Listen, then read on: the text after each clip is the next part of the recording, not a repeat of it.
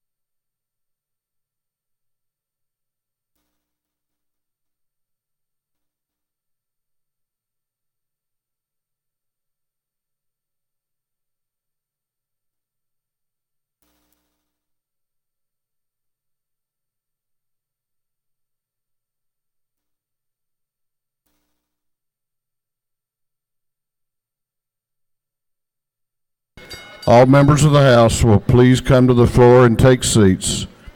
All members. It is my understanding that the Rules Committee, as they are inclined to do at this time of the session, is still meeting and working diligently, and maybe a little later in joining us, or will be a little later in joining us. So the chair is going to dispense with a morning roll call at this time, but we are going to move forward with our work, and we'll do the roll call after the Rules Committee has completed their business today. Doorkeepers will please close the doors and keep them closed.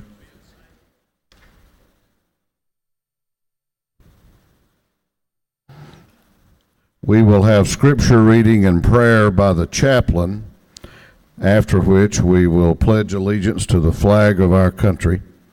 Our chaplain this morning will be introduced by the lady from the 85th House District, Representative Carla Drenner. Representative Drenner.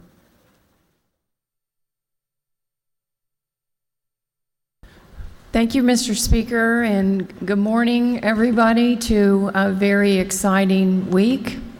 It gives me great pleasure today to introduce the Reverend Dr. Victor Belton.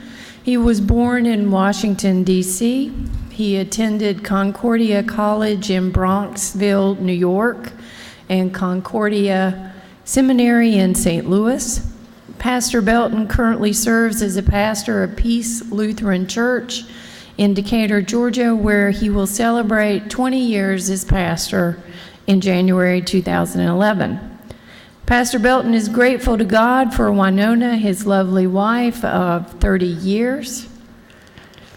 Pastor Belton serves in a variety of capacities in the community. He's the convener of the DeKalb Consortium of Churches, and he is co-chair with the Healthy Belvedere movement. He has a passion for seeing young people come to Christ and is an active mentor for a number of young people in our community and beyond. I shared with Pastor Belton a brief story. I hope you don't mind, Mr. Speaker, if I'm indulge the members. I was raised a Baptist from West Virginia.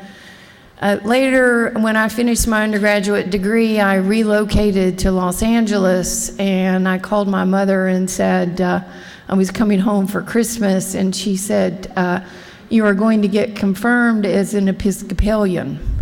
And I said, what do you mean?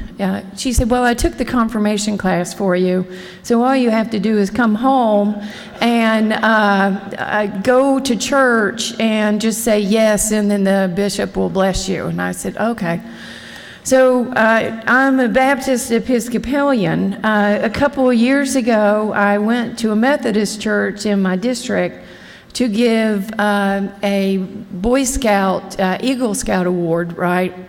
And so I gave the award, went back to my seat, and the pastor said, Representative Drenner now will be coming up, and she will become a Methodist.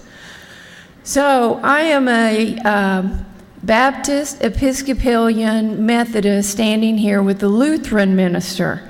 I told Pastor Belton that if he invited me to his church that I would be happy to join. So please welcome Pastor Belton.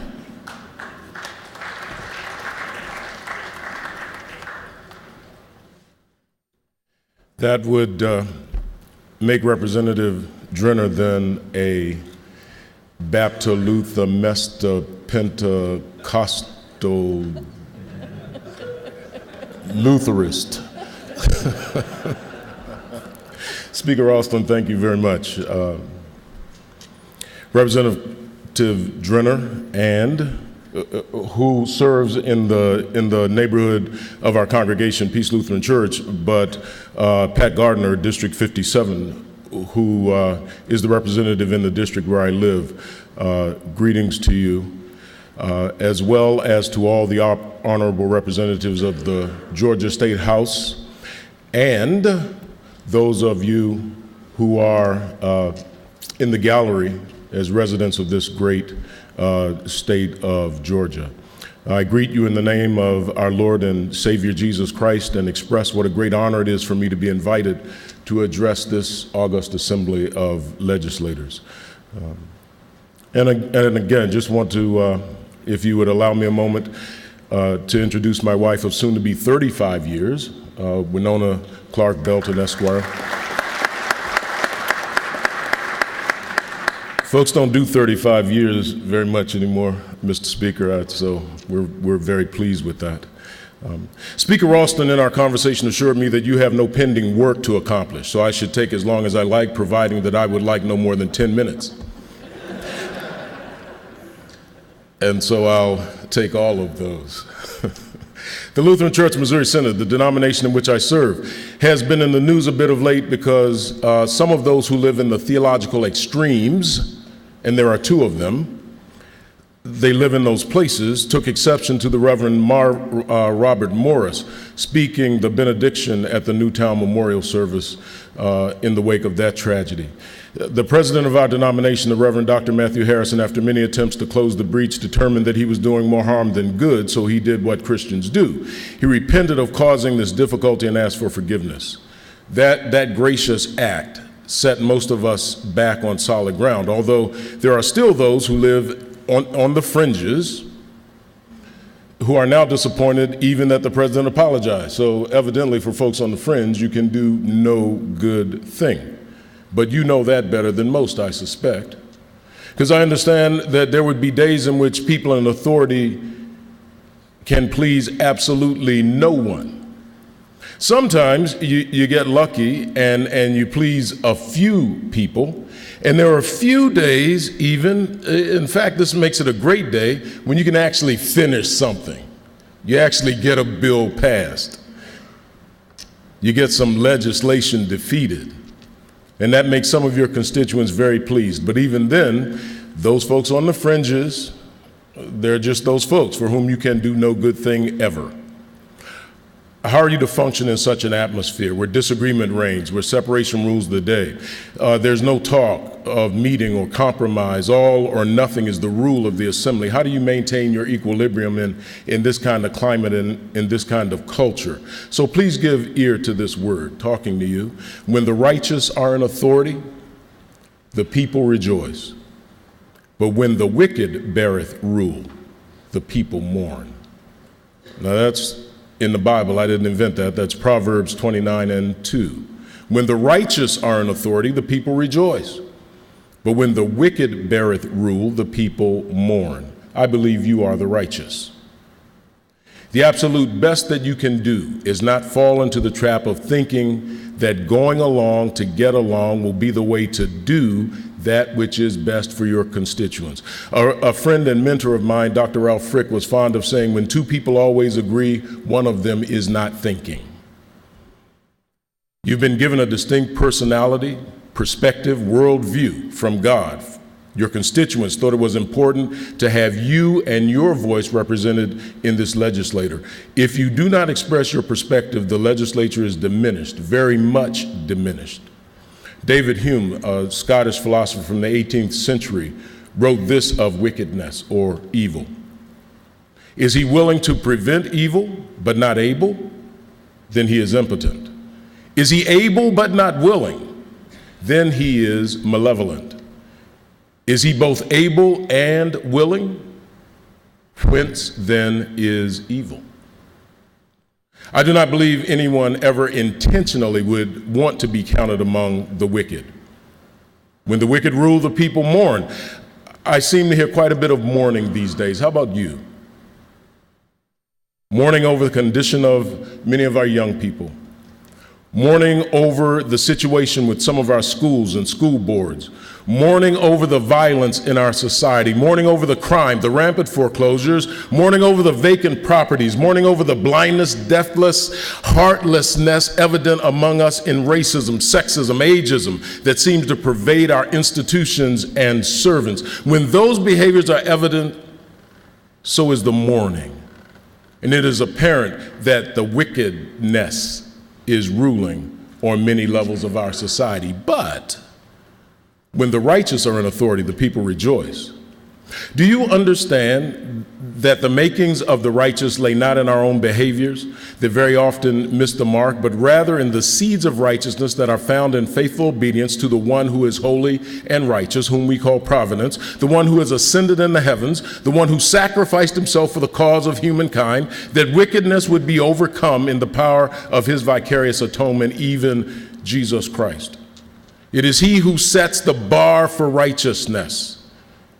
And as we read of his life in the earth, we understand and receive revelation regarding what it means to be truly righteous and pleasing to a Father who has called each of you and each of us for such a time as this to be his agents in the earth, that righteousness and rejoicing might prevail.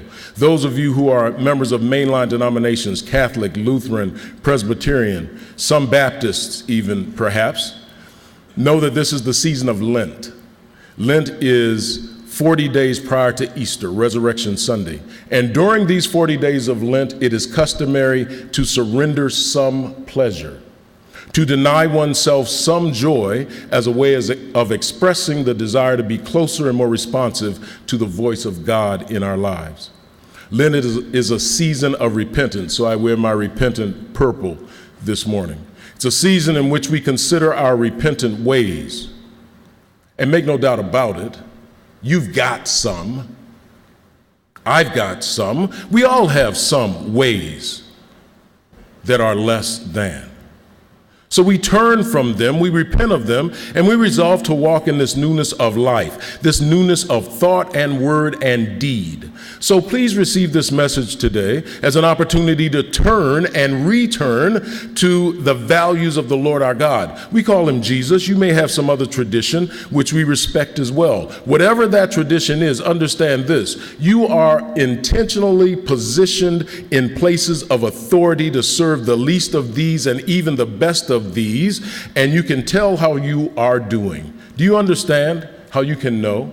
Remember this: when the righteous are in authority, the people rejoice. But when the wicked beareth rule, the people mourn.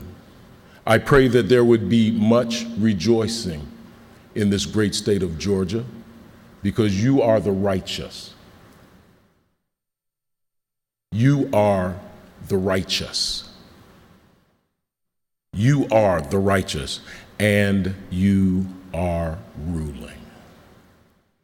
Thank you for this gracious invitation and opportunity to encourage you as a representative of this perspective of providence. And let's please rise as we join together in prayer. Almighty God, you have given us this good land as our heritage. Grant that we remember your generosity and constantly do your gracious will. Preserve our land with honest industry, truthful education, and an honorable way of life. Save us from violence, discord, and confusion, from pride and arrogance, and from every evil course of action. Grant that we, who came from many nations with many different languages, may become one people. Support us in defending our liberties, and give these your sons and daughters whom you have consecrated for this service, those whom you have entrusted with the authority of governance, the spirit of wisdom, that there may be justice and peace in our land. When times are prosperous, may our hearts be thankful. And in troubled times, do not let our trust in you fail. For you, gracious God of providence, do live and reign with the Son and the Holy Spirit, one God, both now and forever. Amen. God bless you all as you go joyfully, graciously, faithfully about your work in this day. And the Lord grant you greater dimensions of wisdom, increase your courage to represent him well, and through your service, shower his blessings upon this great state of Georgia. In Jesus' name we ask it so. Amen. We join together in the pledge. I pledge allegiance to the flag of the United States of America and to the republic for which it stands, one nation, under God, indivisible, with liberty and justice for all. Thank you, sir. So much. Enjoyed it very, very much. Doorkeepers will unlock the doors.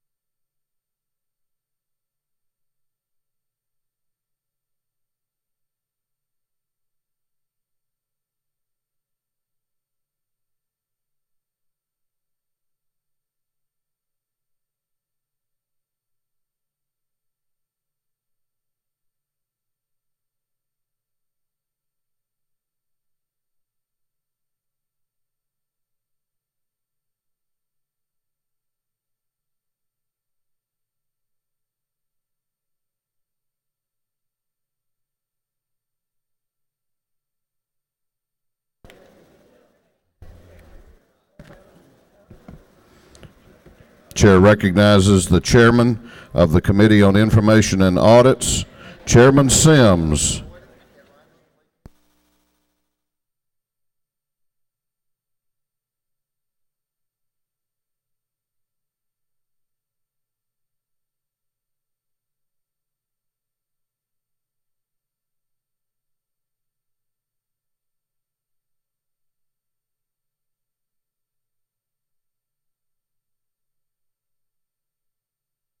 Hello. Thank you, Mr. Speaker. Your Committee on Information and Audits has read the proceedings of the previous legislative day and has found them to be correct. Chairman Sims, the chair of the Committee on Information and Audits, reports that the journal of the previous legislative day has been read and found to be correct. Is there any objection to the confirmation of the journal? The chair hears none, and the journal is confirmed. The clerk will read the resolution establishing the order of business for the day. Mr. O'Neill, of 146, moves the following be established as the order of business in this first part of period of unanimous consents.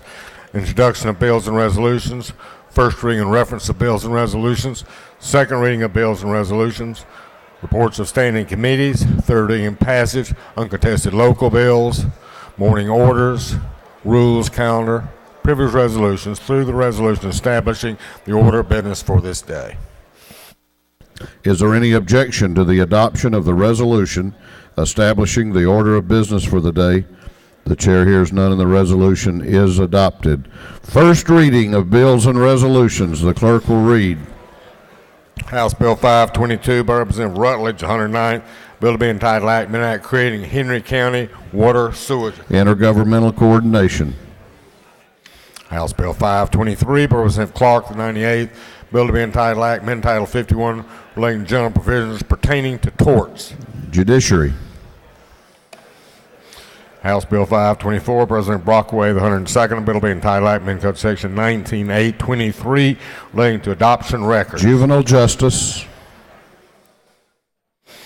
House Resolution 551 by Representative Dawkins Hagler of the 91st, a resolution creating the House Study Committee Preservation of Sapelo Island. Natural resources and environment. House Resolution 552 by Representative Chandler of the 105th, resolution requesting the implementation of comprehensive school counseling programs. Education. Senate Bill 122 by Senator Hill of 6th, bill being entitled Act amending Title 4 relating to issuance, expiration, renewal, driver's license. Motor vehicles. Senate Bill 136 by Senator Miller of the 49th, bill being entitled Act amending Title 27 relating to game and fish. Game, fish, and parks. Senate Bill 201 by Senator Gooch of the 51st, bill to be entitled Act about homestead exemption, White County School District ad valorem tax. Intergovernmental coordination. Through the first readers. Second reading of bills and resolutions. The clerk will read.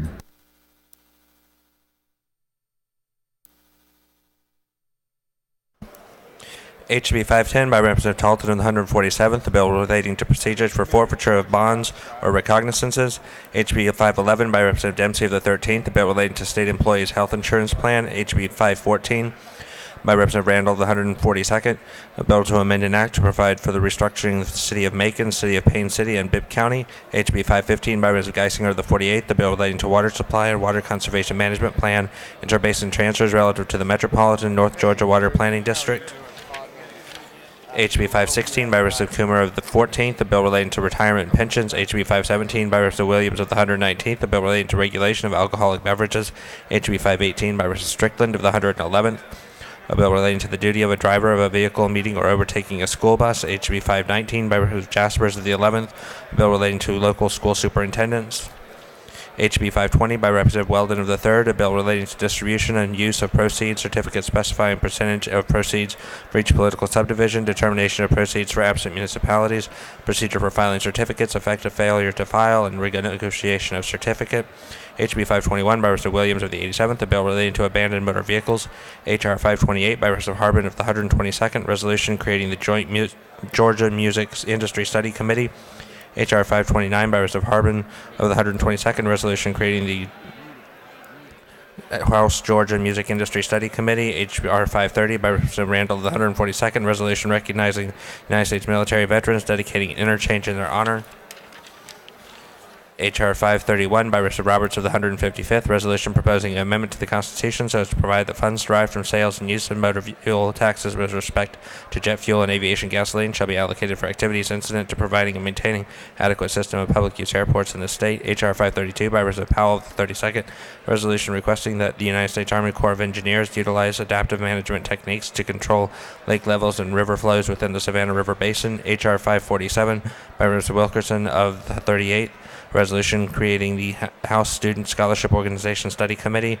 HR 549 by Representative Reinders of the 152nd, resolution creating the House Study Committee on Professional Licensing Boards. HR 550 by Representative Jaspers of the 11th, a resolution proposing an amendment to the Constitution so as to authorize the General Assembly to provide by law for the election of local school superintendents as an alternative to appointment of local school superintendents. Senate Bill 10 by Senator Carter of the 1st, a bill relating to registered professional nurses. Senate Bill 128 by Senator Millar of the 40th, a bill relating to professional counselors, social workers, marriage and family therapists. Senate Bill 140 by Senator Murphy of the 27th, bill relating to property insurance, contract requirements, rules and regulations, and exemptions. Senate Bill 142 by Senator Millar of the 40th, a bill relating to salary, retirement, death, and disability benefits under the Georgia Digital Retirement System. Senate Bill 199 by Senator Stone of the 23rd, a bill to amend an act providing for a 7-member Board of Education for McDuffie County. Senate Resolution 513 by Senator Orrick of the 36th, resolution urging adult citizens of Georgia to strongly consider preparing an advance directive for health care that appoints their health care agent and states their treatment preferences. Through second readers. Reports of standing committees. The clerk will read.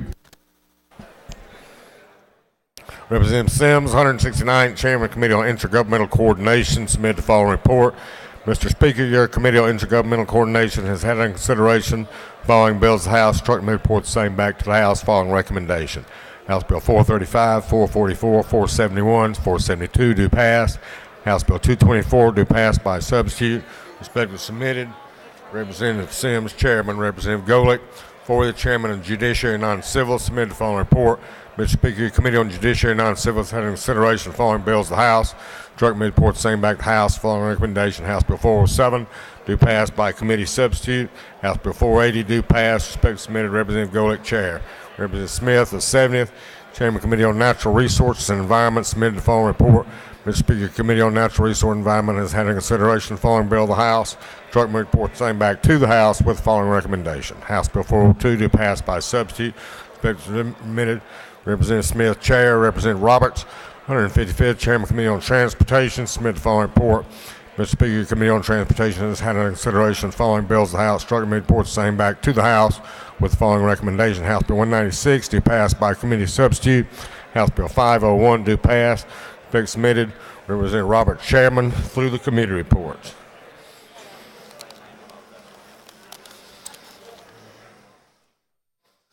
Okay, we got a sub on one of these. 1, 2, 3, 4, 5.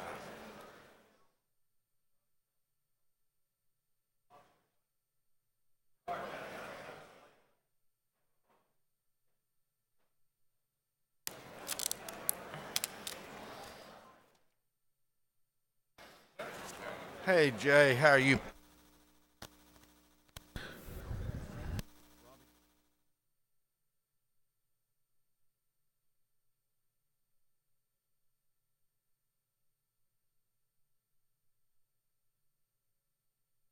All right, we're going to find out if everybody's voting machines are working.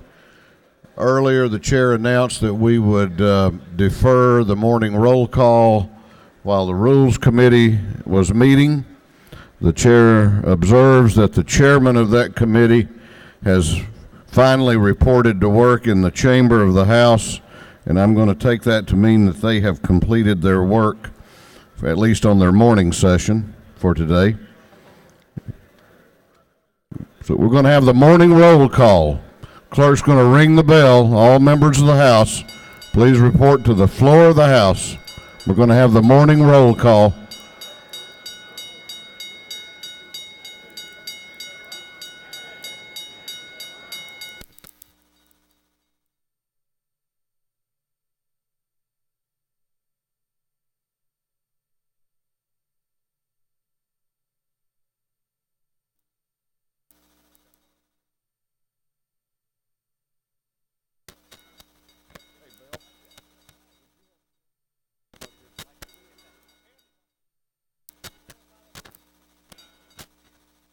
All members report to the floor to take seats. All members. We're going to have the call of the roll. All members present in the chamber will please vote green to signify their presence in the chamber, and the clerk will unlock the machines.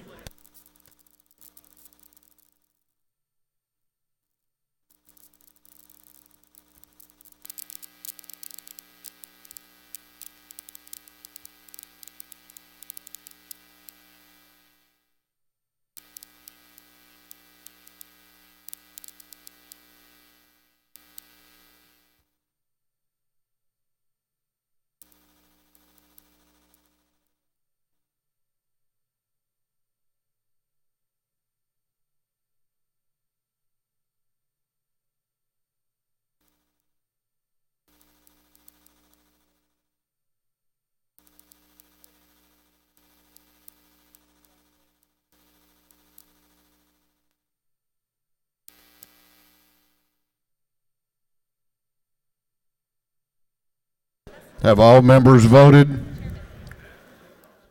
Have all members voted? If so, the clerk will lock the machines. We are about to go on to the local calendar. Third reading and passage of uncontested local bills. If there is no objection, we will vote on the local calendar as a whole with a recorded vote. Hearing none, it is so ordered. The clerk will read the local calendar. House Bill 224 by substitute by Representative Sims, 169th Coffee County. House Bill 435 by Representative Willard, 51st Fulton County. House Bill 444 by Representative Willard of 51st Fulton County. House Bill 471 by Representative Meadows, the 5th, Gordon County. House Bill 472 by Representative Meadows of the 5th, Gordon County. Following the above foregoing local bills having been for the Committee on Intergovernmental Coordination, committee recommends the bills do pass or do pass by substitute. The bills are being read today for the third time.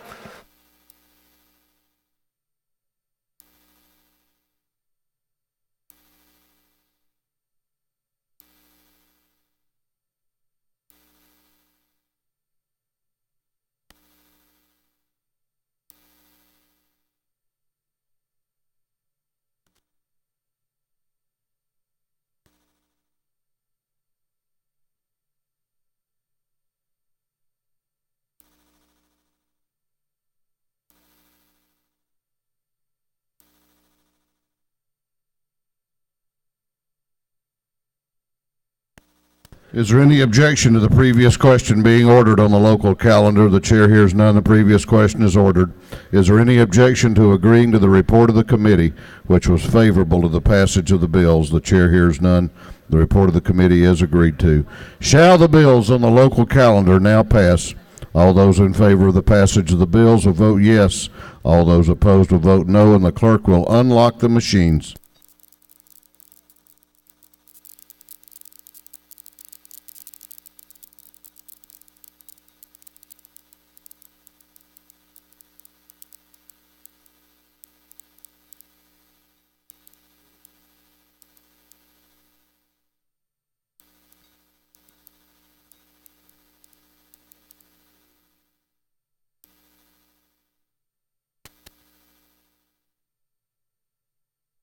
Have all members voted?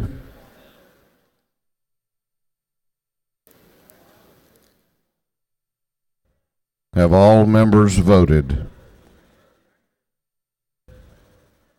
If so, the clerk will lock the machines.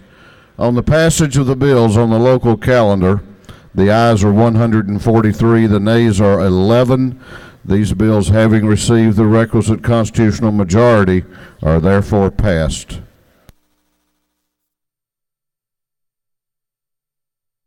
We're going on now to morning orders. Morning orders. The chair is going to ask that, given the length of our calendar today, that members limit their remarks on morning orders to not more than 1 minute each. Not more than 1 minute. This House will come to order, please. We've got a lot of conversations going on, a lot of noise. Please give the members in the well on morning orders your attention and respect. The chair recognizes the chairman of the State Properties Committee, Chairman J. Neal, for a morning order. Chairman Neal.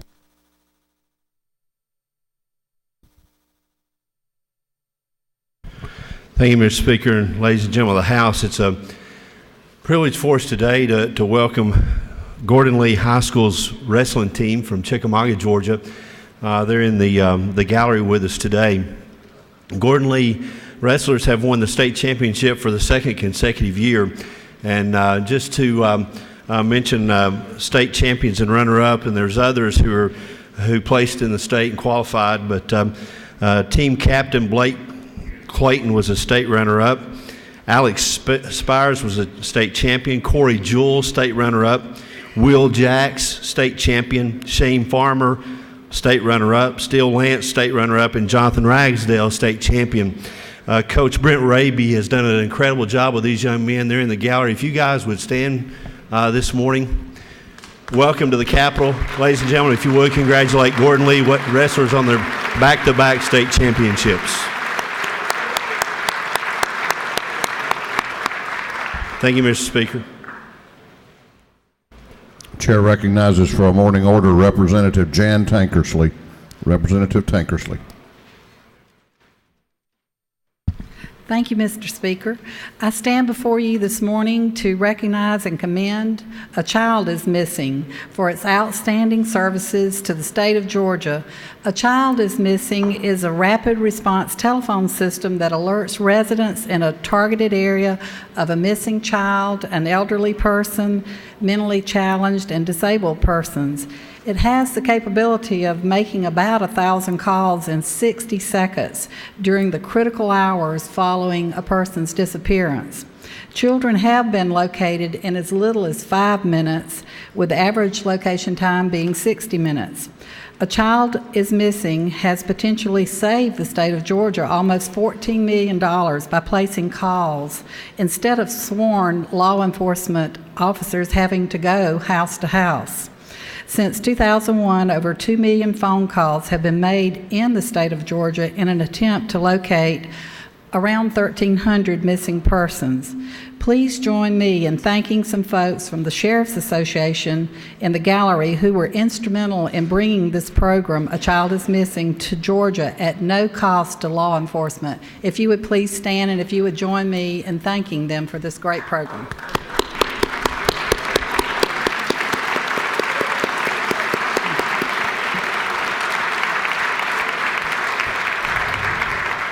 Chair recognizes for a morning order Representative Tom Kirby.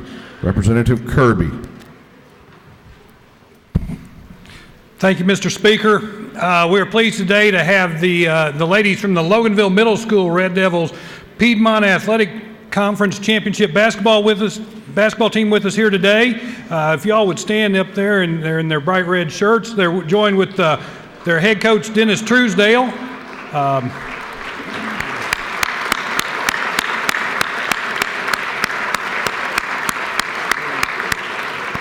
They finished the season at 18-1. I heard Coach Truesdale say that one was his fault. They brought him anyway, but I found out it's because he drives the bus. So thank you all for being with us. Chair recognizes for a morning order Chairman Katie Dempsey and Representative Carol Fullerton.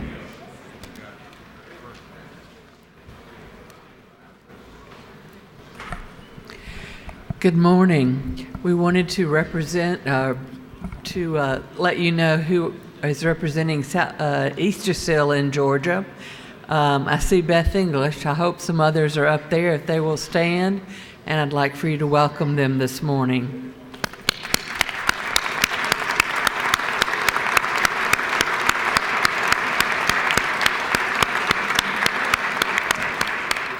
Thank you. Thank you, Mr. Speaker. The Chair is going to ask that members of the House continue to be in order as we recognize and honor some very distinguished Georgians here this morning. The Chair recognizes for an invite resolution the Chairman of the Judiciary Committee in the House, Chairman Willard. Chairman Willard.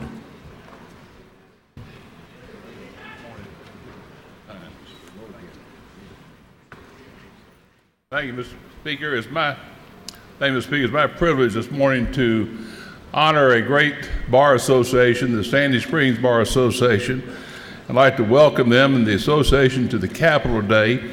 The members who are with me and officers of the board members are as follows: Hal Whitman, Cleo Daniel, Laurie Robbins, Jennifer Jacobs Barnes, and Graham McDonald. In addition, Mr. Speaker, we have a number of members. I'd like for them to stand who are with the bar up in the gallery. Thank you for coming today.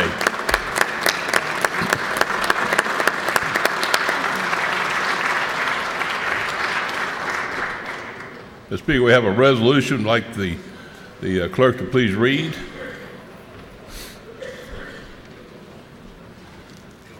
House Resolution 505 by Representative Willard of the 51st and others, a resolution recognizing and commending the Sandy Springs Bar Association for its tremendous contributions to the legal profession and inviting members to be recognized by this House of Representatives at a date and point of time to be designated by the Speaker of the House. Thank you, Mr. Speaker. We'd like to introduce Hal Whitman, who will be the spokesperson, to say a few words. Thank you, Hal. Thank you, Mr. Speaker. Thank you, Chairman Willard. Sandy Springs Bar Association is approximately 150 attorneys who live and work in the great city of Sandy Springs. We appreciate your kind remarks and the welcome you've given us today. We're very proud of all our members, but proudest perhaps of Chairman Willard, who is also a member of our association. Thank you. Thank you, sir. And what about that? How about it?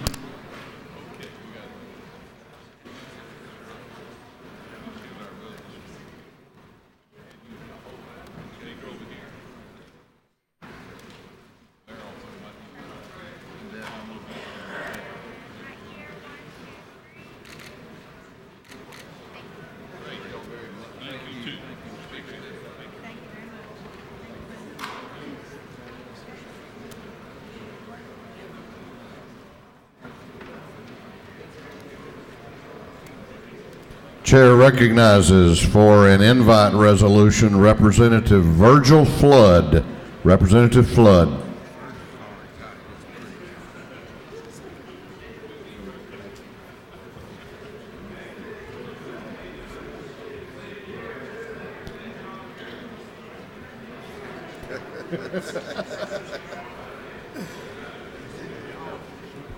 Thank you, Mr. Speaker. Ladies and gentlemen of the House, it is my pleasure to introduce to you the Sandy Creek High School football state champions from 2012. If the name Sandy Creek sounds familiar to you, it's because 3 of the last 4 years this high school has won the state championship. Coach Chip Walker and his father Rodney Walker are the only father and son duo to win 2 state championships. By the way, they are an equal opportunity victor. In 2009, they beat Clark Central, which is around Spencer Fry and Representative Regina Quick's district. In 2010, they whipped up on Carrollton High, which is where Representative Kevin Cook represents. And in 2012, the Sandy Creek High School football team, with a record of 15-0, beat Ridgeland High with a score of 45-10, Representative Jay Neal's district. They were ranked #1 in the state from the beginning of the year to the end. Just to give you a sense of the success of this program, the 2013 high school graduating class has a record of 56-2. Sandy Creek is 67-3 since 2008 under Coach Walker. Will the clerk please read a resolution? House Resolution 192 by Representative Flood of the 64th, Representative Mabry of the 63rd, a resolution commending the Sandy Creek High School football team on their fantastic 2012 GHSA Class 4A state championship and inviting them to be recognized by the House of Representatives. Thank you, Mr. Clerk. Joining me today are head coach Chip Walker, our principal, Dr. Darrell Evans, assistant principal Ken Wood, and seniors Corey Griffin and Alan Knott. Coach? Thank you, Representative Flood. We appreciate the honor of being here again. Obviously, our 3rd time here. We really enjoy it, and hopefully we'll see you again next year. Thank you, Coach. The team is in the gallery. Please stand and recognize the 2012 Sandy Creek High School state football champions from Tyrone, Georgia.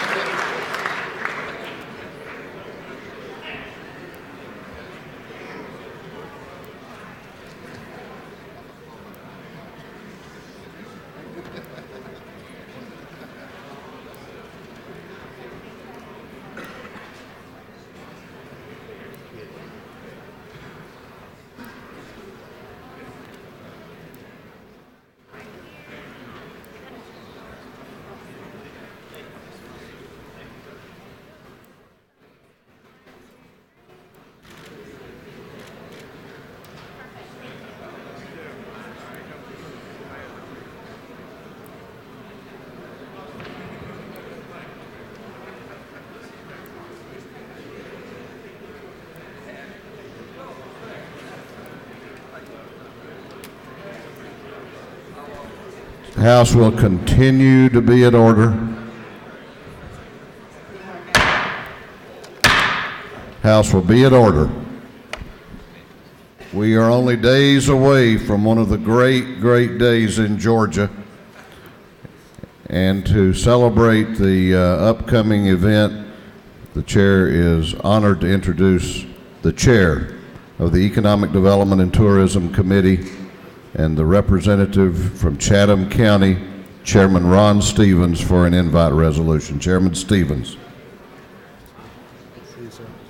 Thank you, ladies and gentlemen. March becomes the beautiful green month. Everyone, no matter who you are, is Irish in the month of March. Ladies and gentlemen, I hope you'll welcome our Grand Marshal, Mr. Jimmy Wade.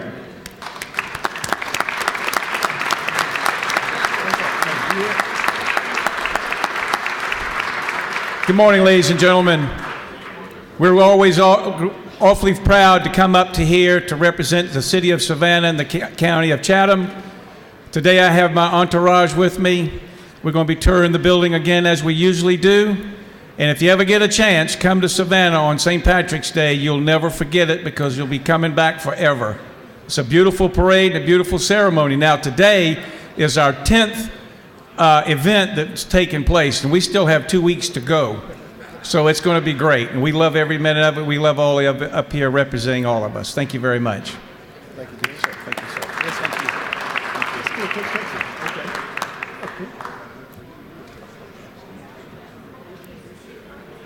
Hello, my friend.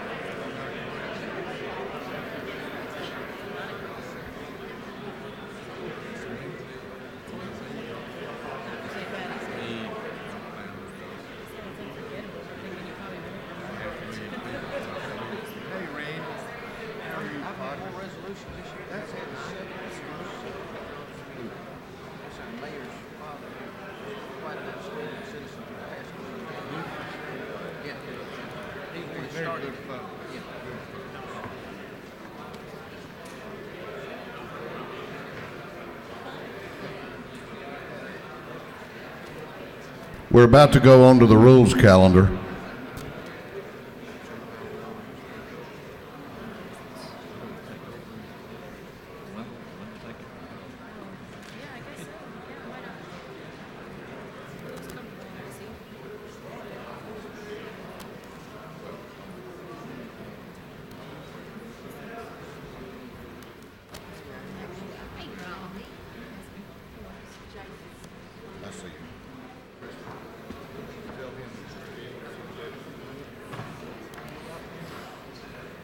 On Friday, on the rules calendar,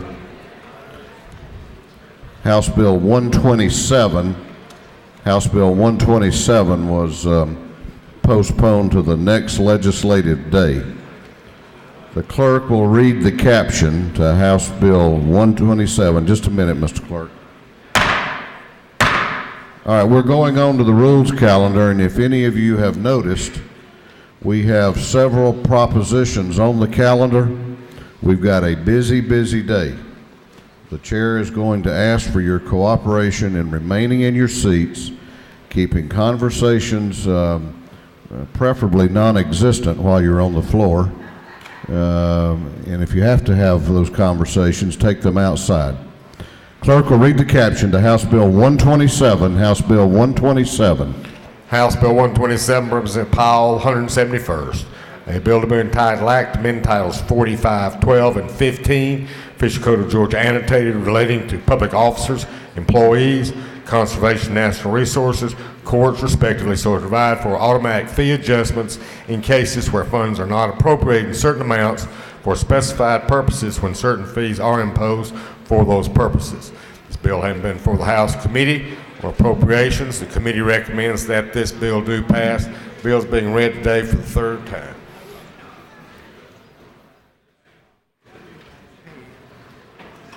Chair recognizes Chairman Jay Powell to present the bill. Chairman Powell. Thank you, Mr. Speaker.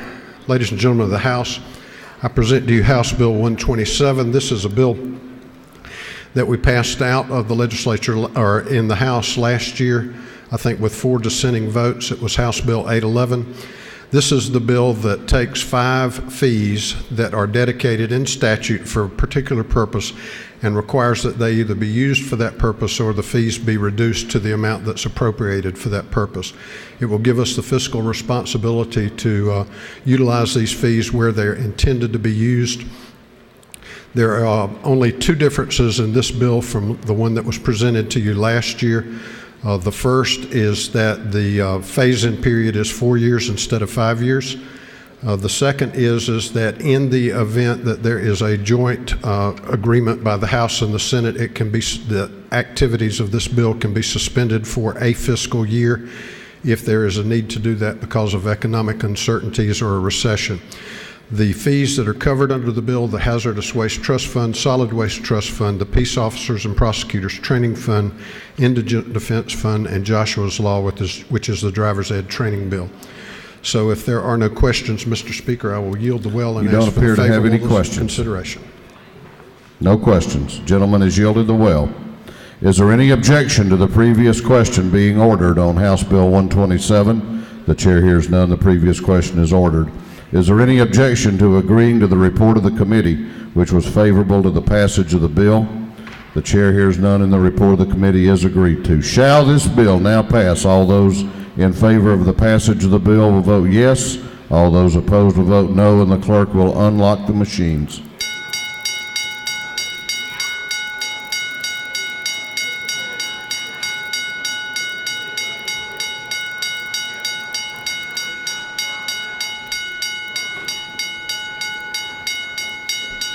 Have all members voted? Have all members voted?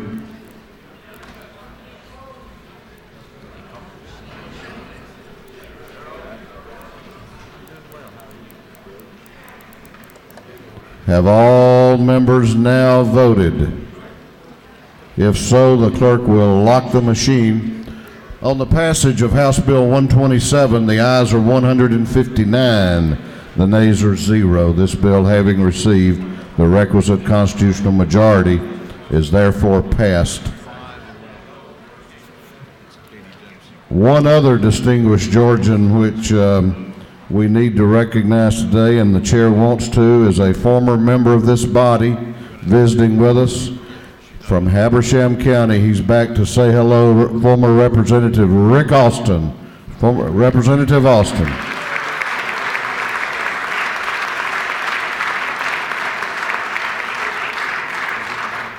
The chair recognizes, or the clerk will read the caption to House Bill 34. House Bill 34. House Bill 34 by Representative Parsons of the 44th. The bill will be entitled Act Amendment Code Section 48-7-29.14, Official Code of Georgia annotated, relating to income tax credit for clean energy property, so as to include certain commercial geothermal heat pumps within the definition of the term clean energy property. Bill has been for the House Committee on Ways and Means. Committee recommends the bill to pass. Bill is being read today for the third time. Chair recognizes the chairman of the Energy, Utilities, and Telecommunications Committee, Chairman Parsons, to present the bill. Chairman Parsons. Thank you, Speaker. Ladies and gentlemen of the House, I have House Bill 34.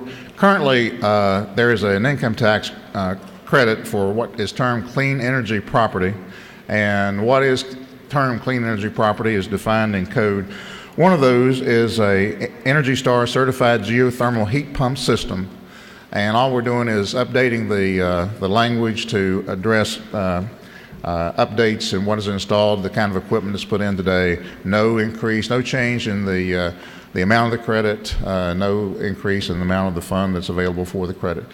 And I would ask your favorable consideration of the bill. Be glad to answer questions if there are any. Otherwise, I will yield the well. Don't appear to have any questions. The gentleman has yielded the well. Is there any objection to the previous question being ordered? What purpose does Representative Pizzold rise?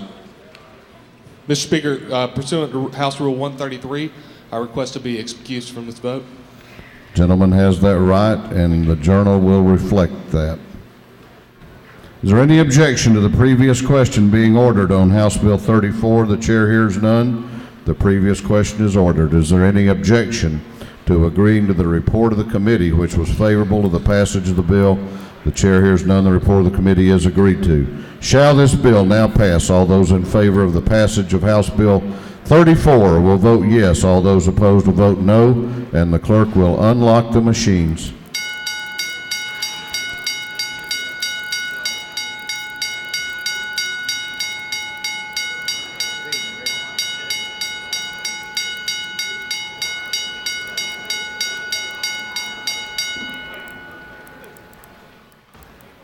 Have all members voted? Have all members voted? If so, the clerk will lock the machine on the passage of House Bill 34. The ayes are 153, the nays are 0. This bill, having received the requisite constitutional majority, is therefore passed. Clerk will read the caption to House Bill 310. House Bill 310.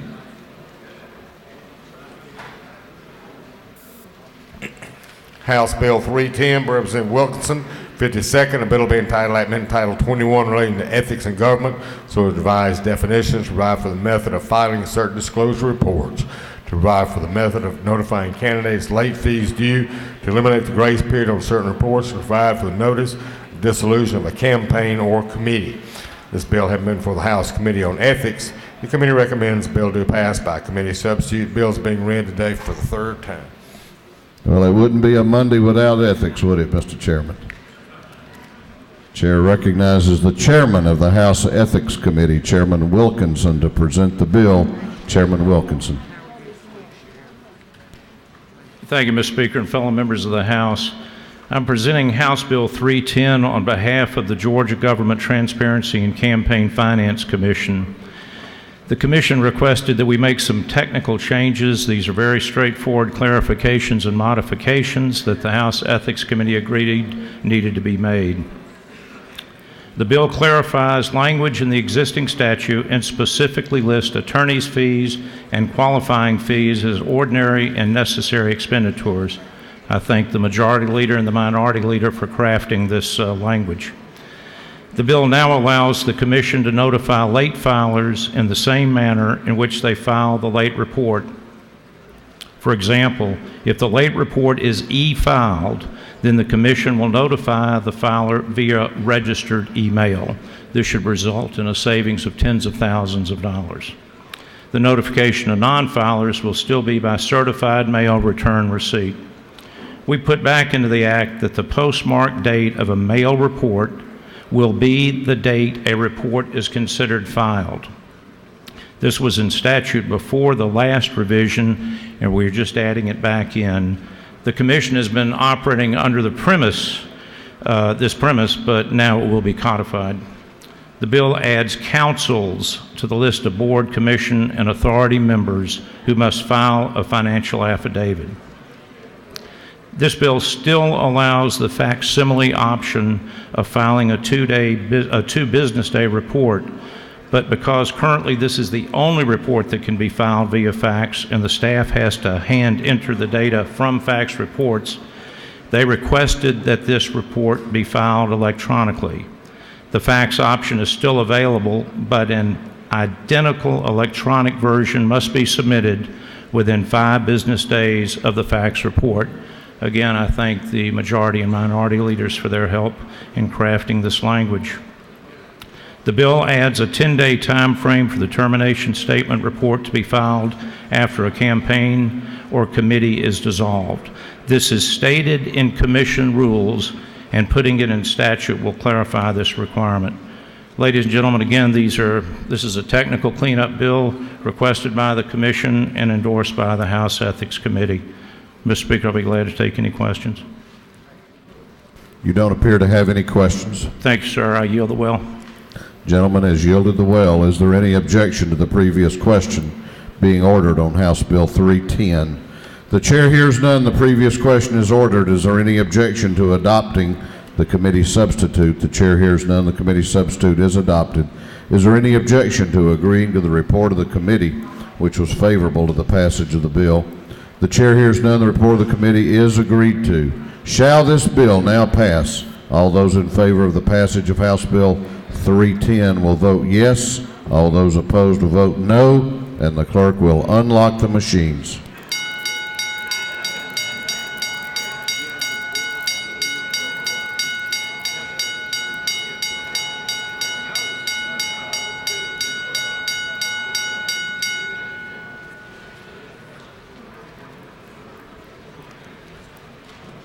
Have all members voted? Have all members voted? If so, the clerk will lock the machines on the passage of House Bill 310. The ayes are 164, the nays are 0. This bill, having received the requisite constitutional majority, is therefore passed. Clerk will read the caption to House Bill 317. House Bill 317. House Bill 317, Representative Cooper of the 43rd, a bill to amend Title Act, amend Title 43, Medical Practice Act, State of Georgia, so it's provide for administrative medicine licenses, provide for definitions, provide for requirements, board rules, provide for educational certificates for out-of-state physicians to participate in educational training in this state. Bill has been before the House Committee on Health and Human Services. Committee recommends the bill do pass. Bill is being read today for the third time. Chair recognizes the chair of the Health and Human Services Committee, Chairman Cooper, to present the bill. Chairman Cooper. Thank you, Mr. Speaker. Ladies and gentlemen of the House, I bring House Bill 317 to you today. This would allow the Board of Medicine to offer an administrative license. Currently, to be a licensed physician in the state of Georgia, when you're applying for your license, you must have been actively taking care of patients for the past 3 years. If you haven't, you have to take an extensive refresher course or either pass a very rigorous test. Today, there are many physicians who only want to work as administrators, such as in an insurance company where they run the insurance company and it requires an MD, but they don't see patients. This would allow the board, like many of the other states in our country, to give an administrative license. It would also, we are becoming a leader in many of the medical techniques, and this would allow qualified physicians from other states to have an educational certificate where they could come into our state, stay for a month or 6 weeks, and follow another physician who has this new technique and have hands-on experience. Mr. Speaker, if there's no question, I will yield the well after asking for my colleagues' favorable support on House Bill 317. You have no questions. Lady has yielded the well. Is there any objection to the previous question being ordered? Chair hears none. The previous question is ordered. Is there any objection to agreeing to the report of the committee, which was favorable to the passage of the bill? The chair hears none. The report of the committee is agreed to. Shall this bill now pass? All those in favor of the passage of the bill will vote yes. All those opposed will vote no, and the clerk will unlock the machines.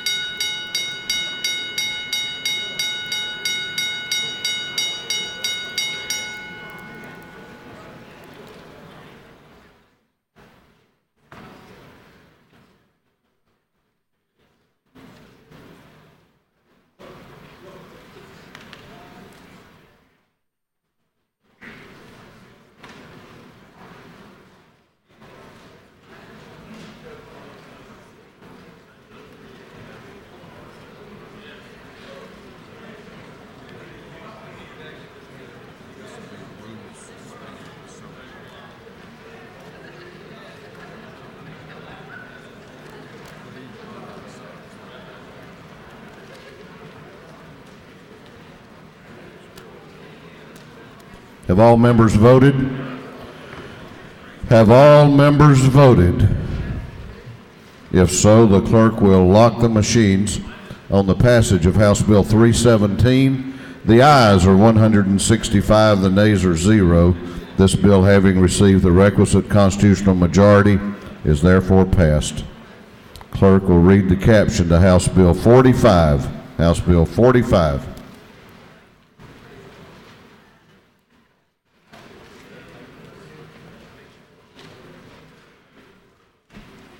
House Bill 45 by Representative Earhart, 36, bill being entitled Act amending Title 50 relating to general provisions relative to public property, so to change certain provisions relating to writing off small amounts due to the state, amending Title 20 relating to education, so to extend automatic repeals of certain provisions relating to non-lapsing revenue institutions in the University System of Georgia, Technical College System of Georgia. Bill having been for the House Committee on Appropriations. Committee recommends the bill do pass. Bill's being read today for the third time. Chair recognizes the chairman of the Higher Education Subcommittee of the Appropriations Committee, Chairman Earhart, to present the bill. Chairman Earhart.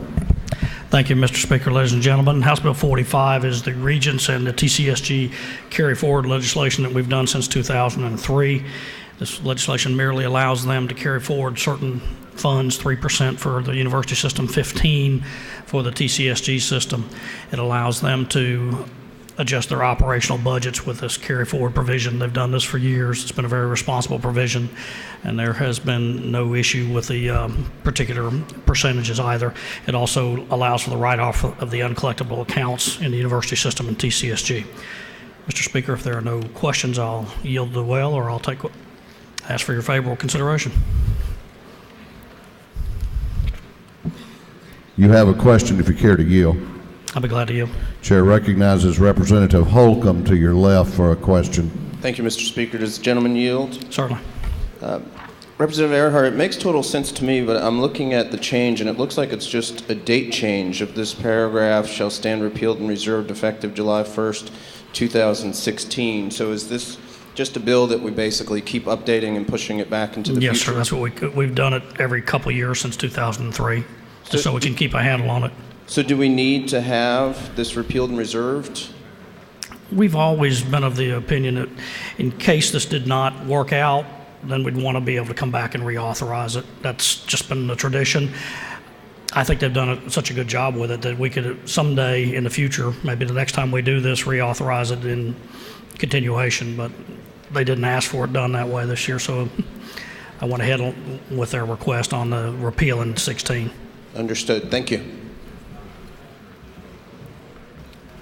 Mr. Speaker, if there are no more questions. You have no further questions. Gentleman has yielded the well. Is there any objection to the previous question being ordered? The chair hears none. The previous question is ordered. Is there any objection to agreeing to the report of the committee, which was favorable to the passage of the bill? The chair hears none. The report of the committee is agreed to. Shall this bill now pass? All those in favor of the passage of House Bill 45 will vote yes. All those opposed will vote no, and the clerk will unlock the machines.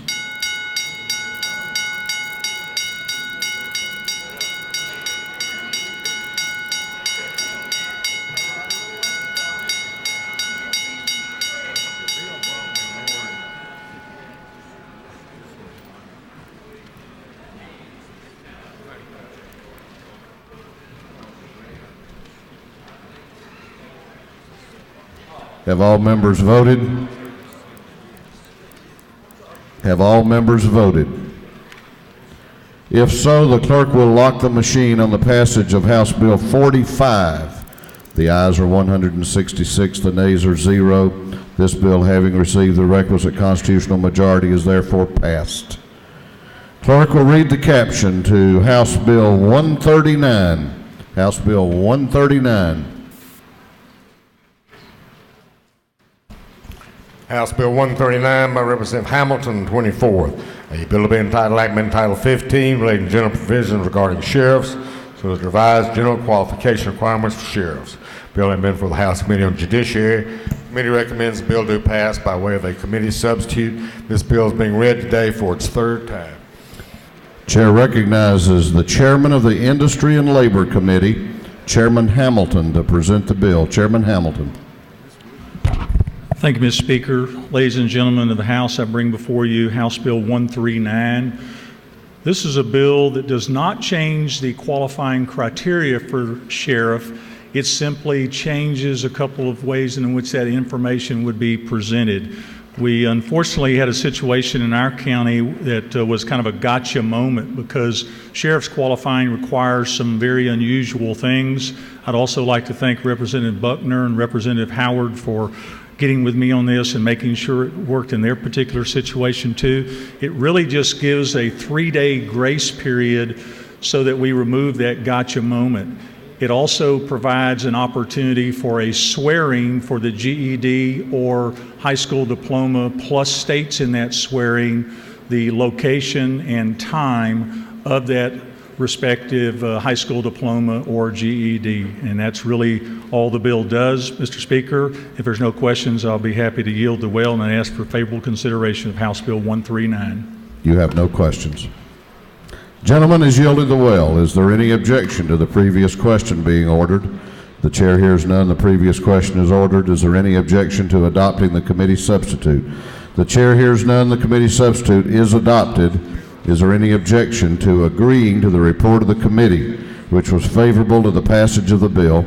The chair hears none. The report of the committee is agreed to. Shall this bill now pass? All those in favor of the passage of the bill will vote yes. All those opposed will vote no, and the clerk will unlock the machines.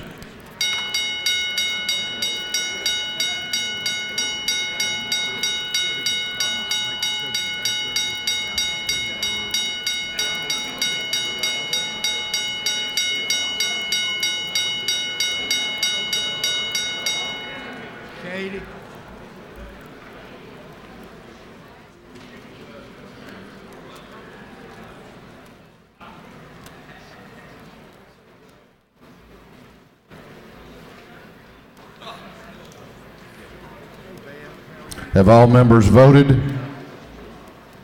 Have all members voted? If so, the clerk will lock the machine on the passage of House Bill 139. The ayes are 168, the nays are 0. This bill, having received the requisite constitutional majority, is therefore passed. Clerk will read the caption to House Bill 36. House Bill 36. House Bill 36 by Representative Watson, 166. Bill to be entitled Act amending Code Section 27-1-2 relating to game and fish definitions, so to devise the definition of game fish, provide for an effective date. Bill has been for the House Committee on Game, Fish, and Parks. Committee recommends the bill do pass. Bill's being read today for the third time. Okay, the doctor is going to tell us about game fish. This ought to be interesting. Chair recognizes Representative Watson to present the bill. Representative Watson. Thank you, Mr. Speaker. I'm here on House Bill 36. This changes the red fish or red drum into recreational only. It brings us in line with Florida, Mississippi, Alabama, Florida, and South Carolina. It has been supported by the department. It's been supported by all 16 of our coastal delegation in southeast Georgia along the coast, and received unanimous approval from the Game, Fish, and Parks. Basically, this adds the 2 words of red drum, which is the state saltwater fish, to the recreational list. It does not take the red fish or red drum off your dinner plate. You'll certainly still be able to catch the your limit, which is 5, as long as it falls within the criteria there, and cook them on your dinner plate, and will not keep them out of restaurants by any means, because they are farmed in Texas and in North Carolina. So I'll be happy to answer any questions and would ask your favorable consideration. You have questions if you care to yield. I'll take a question. Yes, sir. Chair recognizes Chairman Sims to your left for a question. Gentleman yield. Yes, sir. Friendly question. I was just wondering, are there any other game fish being considered now? I was looking at triple tail, sheep's head, and weak fish also as part of that coalition and trying to get this under the limit there, but I don't think I made the time limit on it. No, I appreciate the question, but the state redfish, or the red drum, is that, and there are no plans at all to add any other fish to this. Thank you. Thank you. Mr. Speaker? You have other questions? I'll take one more question. That's it. Chair recognizes Representative Williams to your right for a question. Thank you, Mr. Speaker. Would the gentleman yield? Yes. I'm concerned that do you noodle these fish, or you use line and pole, or how you do it? This will make it a recreational fish, so you'll be able to fly fish, or you'll use your rod and reel. But in the state of Georgia, you cannot now throw nets or gill nets, that kind of thing. That is already not legal in the state of Georgia. But can you noodle? Can you what? Noodle. Oh, can you noodle? You know, if you want to go out there and catch them by hand, I guess you probably could, yes. With that, Mr. Speaker, I ask your favorable consideration. I'll yield the well. Gentleman has yielded the well. Is there any objection to the previous question being ordered? The chair hears none. The previous question is ordered. Is there any objection to agreeing to the report of the committee, which was favorable to the passage of the bill? The chair hears none. The report of the committee is agreed to. Shall this bill now pass? All those in favor of the passage of House Bill 36 will vote yes. Those opposed will vote no, and the clerk will unlock the machines.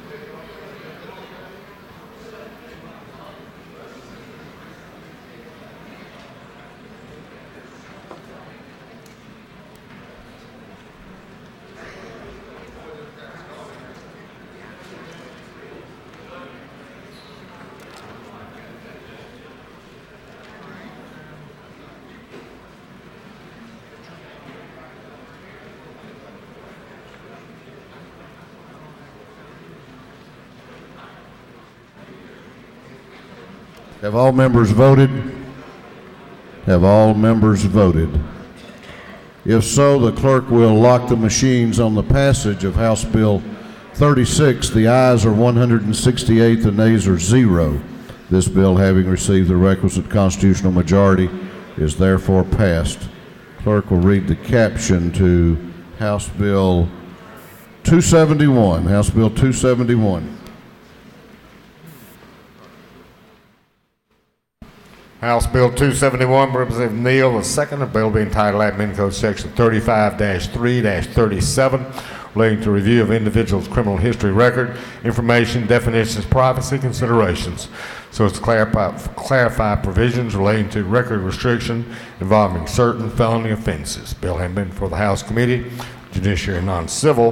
The committee recommends the bill pass by committee substitute. Bills being read today for the third time.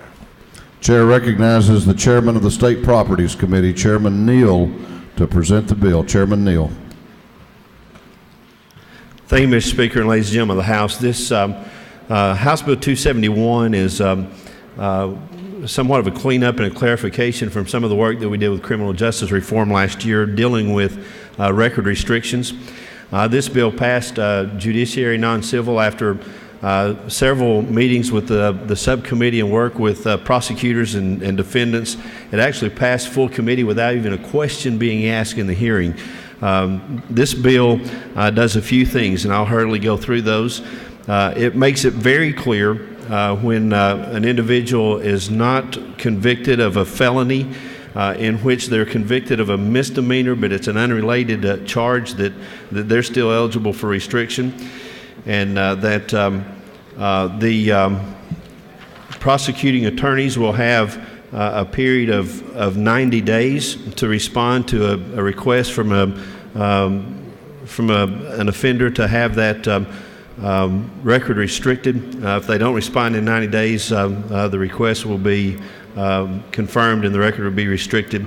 It also requires the prosecutors, if they fail to restrict the record, to spell out the reason why they did not restrict the record, so that the individual will know the reason for the denial. And that's what this bill does. And Mr. Speaker, if there are no questions, I will yield for passage of the bill. You have no questions. I appreciate your favorable consideration. Thank you. The gentleman has yielded the will. Is there any objection to the previous question being ordered? The chair hears none. The previous question is ordered. Is there any objection to adopting the committee substitute? The chair hears none. The committee substitute is adopted. Is there any objection to agreeing to the report of the committee, which was favorable to the passage of the bill? The chair hears none. The report of the committee is agreed to. Shall this bill now pass? All those in favor of the passage of the bill will vote yes. All those opposed will vote no, and the clerk will unlock the machines.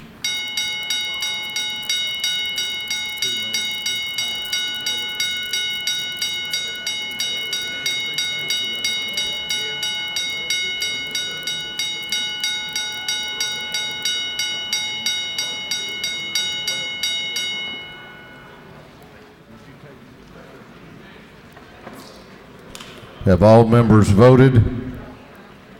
Have all members voted? If so, the clerk will lock the machines. On the passage of House Bill 271, the ayes are 168, the nays are 0.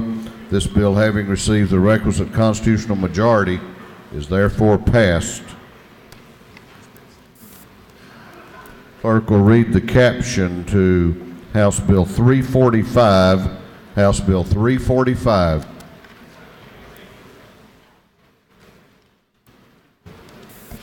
House Bill 345 by Representative Benton, the 31st, a bill to be entitled Amendment Title 47, relating to the teacher's retirement system of Georgia, so as to clarify and consolidate the definitions of the term teacher, to repeal an obsolete provision. Bill having been for the House Committee on Retirement. Committee recommends the bill do pass. Bill is being read today for the third time. Chair recognizes the chairman of the Human Relations and Aging Committee, Chairman Benton, to present the bill. Chairman Benton. Thank you, Mr. Speaker. Ladies and gentlemen of the House, I bring to you today House Bill 345. It is a bill that was requested by teacher retirement system, and what this bill does is it solidifies the definition of the word teacher in TRS law, which has been amended many times over the years to include groups and positions and titles. Current definition of teacher has become convoluted and should be refined and simplified for consistent interpretation and application. It would simply state that all personnel employed in a permanent status position not less than half-time by a TRS employer or TRS members. The bill accomplishes this mission while maintaining the legal exceptions for those employees required to participate in another Georgia retirement plan. For example, employee retirement, or employees who may elect the Board of Regents optional retirement plan in lieu of TRS membership, and employees who are granted the option of membership based on their employment with the Department of Education Technical College System of Georgia. House Bill 345 does not affect or change the eligibility requirements for TRS membership. It simply clarifies and consolidates the definition of teacher and repeals obsolete provisions. Mr. Speaker, that's the bill, and if there are no questions, I'll yield the will.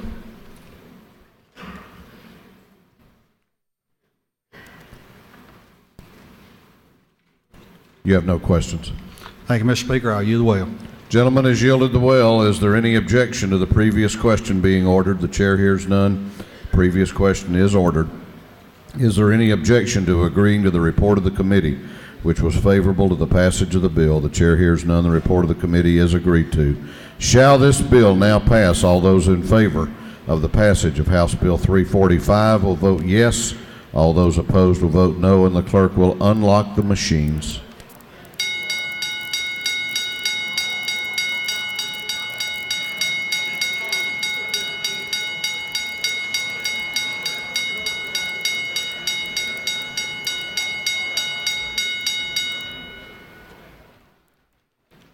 Have all members voted? Have all members voted? If so, the clerk will lock the machines. On the passage of House Bill 345, the ayes are 164, the nays are 0. This bill, having received the requisite constitutional majority, is therefore passed. The clerk will read the caption to House Bill 146. House Bill 146. House Bill 146 by Representative Weldon III. Bill to be entitled Act amending Title 17 relating to criminal procedure so as to change provisions relating to the issuance of arrest and search warrants by video conference. Bill having been for the House Committee on Judiciary and Non-Civil. Committee recommends the bill do pass. Bill is being read today for its third time. Chair recognizes the Chairman of the Juvenile Justice Committee, Chairman Tom Weldon, to present the bill. Chairman Weldon. Thank you, Mr. Speaker. Ladies and gentlemen of the House, bring you House Bill 146. This bill provides that the magistrate may issue a warrant when when the defendant or he receives information by way of video conference. This is going to provide an avenue for magistrate courts, counties to save tons of money where they can constitutionally issue a warrant by way of video conferencing. This is just using technology to execute these type of hearings and provide more efficiency in government. It's one of those few times we really get to see a savings and the Constitution upheld. I'd ask for your favorable consideration. If there are any questions, Mr. Speaker, I'd be glad to take You have a question? I'll yield. Chair recognizes Chairman Reinders to your right for a question. Thank you, Mr. Speaker. Does the gentleman yield? I will. You said cost cutting to the state and the magistrates. That's right. We're seeing more and more technology fee kind of bills from the magistrate. Are we confident, are you confident that they have the funds already in place to be able to do what this bill allows it, what you want it to do? I can't speak for every county, but for Catoosa County and the counties around where I practice generally, what's happening is you have the jail located somewhere other than where the courthouse is located.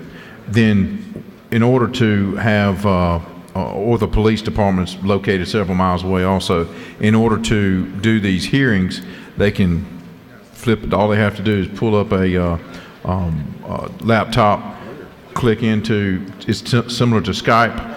They put them right there on video. They're hearing time, in real time what they're saying and what they're presenting. And yes, I believe this will provide cost savings. The gentleman further yield? Sure. So you don't anticipate any of us being able to hear that because of the passage of House Bill 146, they need to be able to have their technology fee? I don't anticipate it, but Thank you. I wouldn't risk it. Thank you. No Mr. further Speaker, questions. I yield the will. Thank you, Mr. Gentleman Speaker. has yielded the well. Is there any objection to the previous question being ordered? The chair hears none. The previous question is ordered. Is there any objection to agreeing to the report of the committee, which was favorable to the passage of the bill? The chair hears none. The report of the committee is agreed to. Shall this bill now pass? All those in favor of the passage of House Bill 146 will vote yes. Those opposed will vote no, and the clerk will unlock the machines.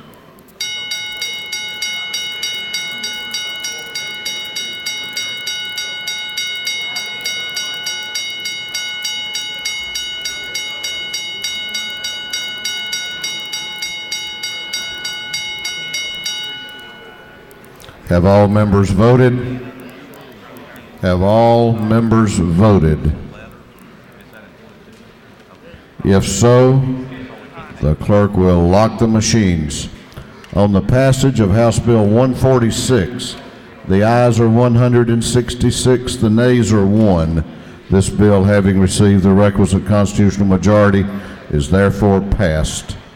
Clerk will read the caption to House Bill 199. House Bill 199. House Bill 199 by Representative Lindsay, the 54th, a bill to be entitled Act amending Title 50 relating to Water Supply Division, Georgia Environmental Finance Authority, so as to expand the Georgia Reservoir Fund to amend Title 12 related to water supplies so as to devise a definition and cross-reference. Amend Code Section 3691-100 relating to definitions relative to local public works bidding. Bill having been for the House Committee on Natural Resources and Environment. The committee recommends bill pass by way of a committee substitute. Bill is being read today for the third time. Chair recognizes the Majority Caucus Whip, Representative Lindsay, to present the bill. Thank you, Mr. Speaker. One of the silliest questions I often get asked regarding how to deal with our water shortage problems is, should we focus on capacity or conservation? The answer is simple. Yes, we should focus on both. What HB 199 does is it expands what GFA can do in terms of assisting local water supply entities.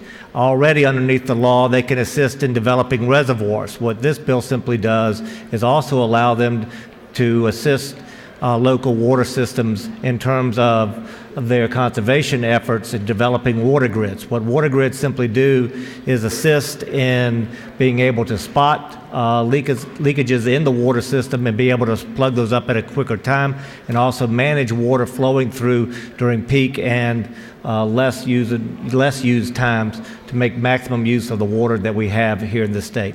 Mr. Speaker, that's essentially what this bill does. We work very hard with GFA, and I do appreciate their assistance in developing this bill. Mr. Speaker, if there are no questions, I will yield the will. You have a question. I'll be happy to take it. Chair recognizes Representative Buckner to your left for a question. Does the gentleman yield? Yes. It's a good bill, and I'm supportive of it, but Thank I did you. have a question from someone back home that wanted to know, once the grid is done and that study part is complete, can GFA funds with this change in the law then help them with the loans or whatever to make the necessary repairs to stop the leaks? They can assist with the repairs. They cannot assist with the maintenance, because obviously bonds cannot be used for maintenance and ongoing operations. So like if they were changing from very old types of pipe to Yes. new types, it would help with that. Yes, it could. Thank you. Mr. Speaker, if there are no further questions, I will yield the will and ask for this House's favorable consideration on House Bill 199. No further questions, and the gentleman has yielded the will. Is there any objection to the previous question being ordered? The chair hears none. The previous question is ordered. Is there any objection to adopting the committee substitute? The chair hears none. The committee substitute is adopted. Is there any objection to agreeing to the report of the committee which was favorable to the passage of the bill? The chair hears none. The report of the committee is agreed to. Shall this bill now pass? All those in favor of the passage of House Bill 199 will vote yes. Those opposed will vote no, and the clerk will unlock the machines.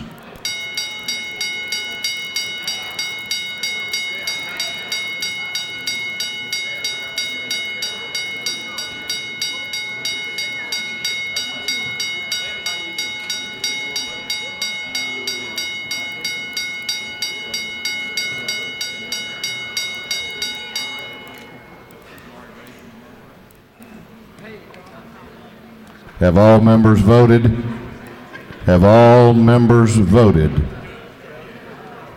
If so, the clerk will lock the machine on the passage of House Bill 199. The ayes are 169, the nays are 0. This bill, having received the requisite constitutional majority, is therefore passed.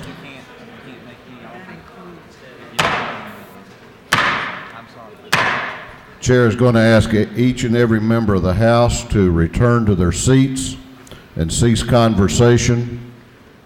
Clear the aisles. We have a very important and special guest. It's really kind of a homecoming. This man served in this body from 1974 to 1990. He rose to the rank of minority leader during his tenure here. He was the nominee of my party for governor in 1990. He and I share something in common. When we came in second in statewide races. He came back in 2 years, and I was honored to be a freshman with him in the legislative body across the hall. He left a little early when he was called upon to serve as the chairman of the state school board at a very challenging time and did a tremendous job for which all of Georgia will be indebted for a long, long time.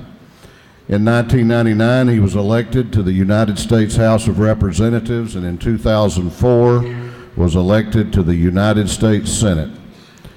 This man is one of the most decent, honorable people that I know in public life, and I am proud he is my United States Senator. He is a statesman. He was trained well in this body. Please help me welcome to the chamber of this House United States Senator Johnny Isakson.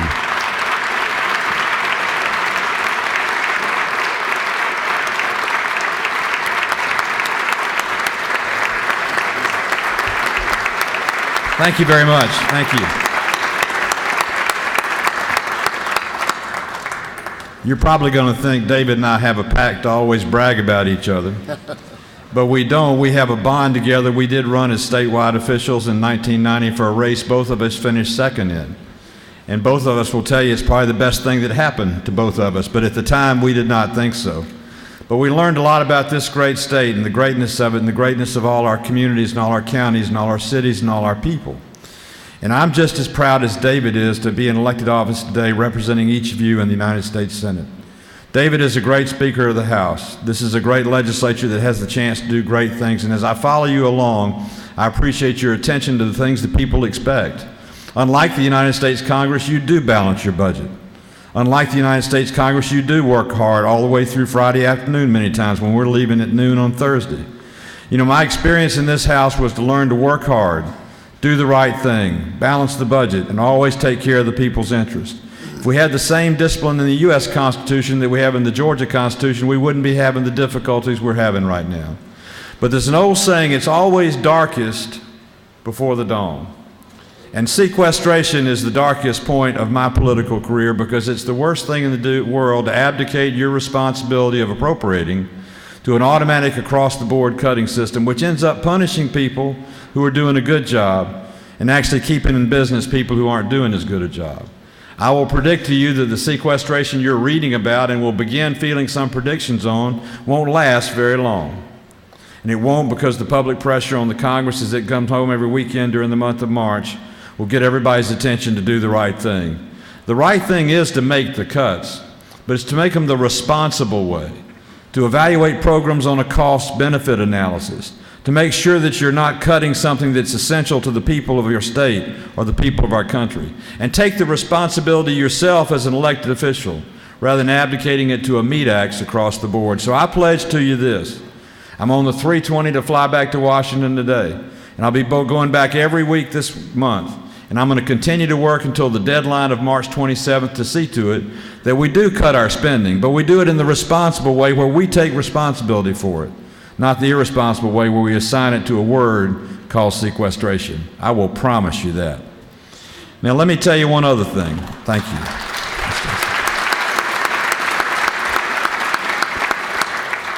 I learned so much in this House of Representatives. I sat in the seat Larry O'Neill sits in today for 8 years.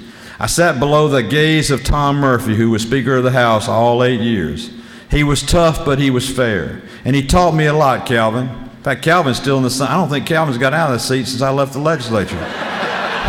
Is that a statue or is that Calvin Smyre? And Tom Buck used to sit right behind him too, I can remember.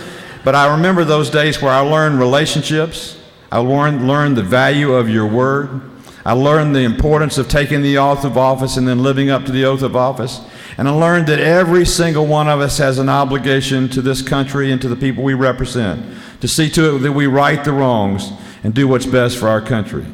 I had the privilege yesterday to walk across the Edmund Pettus Bridge in Selma, Alabama with John Lewis, a pilgrimage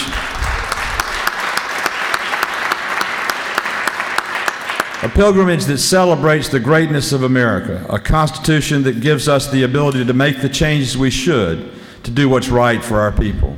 So David, let me conclude by saying I'm glad to be home. I'm glad for all the things that I learned. I'm glad for all the people that I have met and gotten to know in this legislature. And I want to say thank you to you because I do know what you do. You work the hardest 40 days of the year in the legislature trying to do what's right for your people. You sacrifice personally and financially, but you do it because you love the state of Georgia. Well, I love it too, and as long as I have the health and the willingness, I want to continue to represent you in the United States Senate, and I hope every one of you will do it in this legislature, because together we can do great things if we remember from whence we came and from where we want to go. God bless each one of you. Thank you, David. Thank you.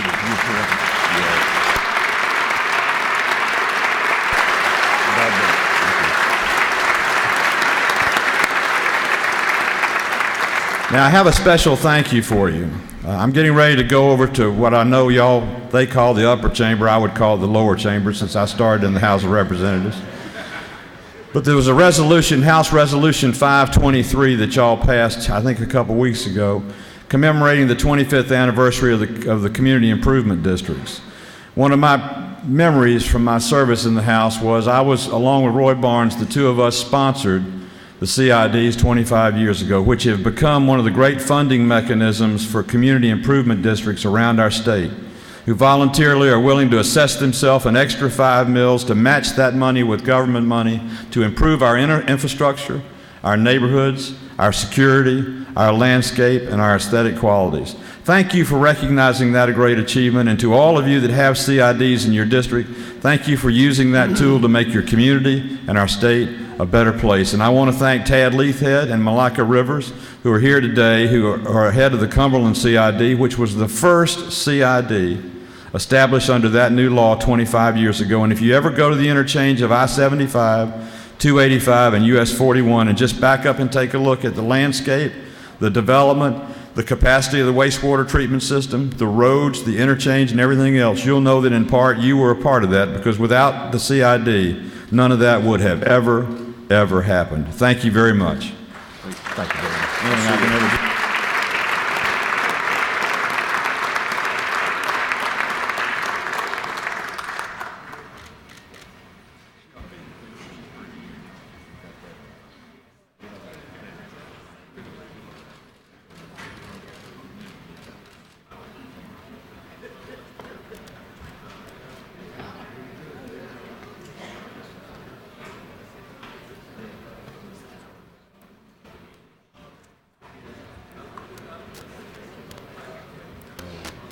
We're going back to the rules calendar here for. Yeah, I don't know how long the senator has, but we'll be doing photographs in the ante room with Senator Isaacson, if you wish to greet him out there, and I know many of you do. We're going to go back to the rules calendar. Clerk will read the caption to House Bill 296. House Bill 296. House Bill 296, Representative Powell, 32nd. Bill to be entitled Act amending Title 40 relating to motor vehicles and traffic, so as to add certain persons to those authorized to receive motor vehicle registration records, to add certain persons to the list of persons authorized to receive motor vehicle certificate of title records, to provide for the Department of Revenue to establish certain procedures, promulgate rules and regulations. Bill amendment for the House Committee on Governmental Affairs. Committee recommends the bill pass by way of committee substitute. Bill is being read today for its third time. Chair recognizes the chairman of the Public Safety and Homeland Security Committee, Chairman Powell, to present the bill. Chairman Powell. Thank you, Mr. Speaker, and ladies and gentlemen of the House. I bring to you this morning HB 296. This bill, ladies and gentlemen, it would allow the professional private investigators, those that are licensed by the state of Georgia, to have access to the gratis system for checking on motor vehicle registration and ownership. Does not get involved in the driver's license information or anything like that. I will tell you up front that I had opposed this bill in the past years because I had concerns about whether it would at some point lead us into private detectives getting personal information that deals with driver's license. This past, for the last several months, I had been talking with police department and sheriff's deputies about this, and they had told me that 40 other states in this country, including every state that borders the state of Georgia, that their states allow those licensed private investigators to have that access to that information. It is a tool that they use in working through their licensure, but also, and as it crosses over into certain areas of public safety. Currently in the state of Georgia, licensed private investigators, they'll get a police officer or a deputy to look up that tag and title information in the pursuit of their duties. Or they'll call a colleague in a bordering state to get that information from the national registration list. This is just another tool that helps them do their job as they not only do their job, but also helping law enforcement in finding missing persons, custody cases where some of the children have disappeared, and it helps them to help law enforcement. Mr. Speaker, I'd be glad to answer any questions. If not, I'll ask for your favorable consideration. You have no questions. Thank you, ladies and gentlemen. Gentleman has yielded the well. Is there any objection to the previous question being ordered? The chair hears none. The previous question is ordered. Is there any objection to adopting the committee substitute? The chair hears none. The committee substitute is adopted. Is there any objection to agreeing to the report of the committee, which was favorable to the passage of the bill? The chair hears none. The report of the committee is agreed to. Shall this bill now pass? All those in favor of the passage of House Bill 296 will vote yes. Those opposed will vote no, and the clerk will unlock the machines.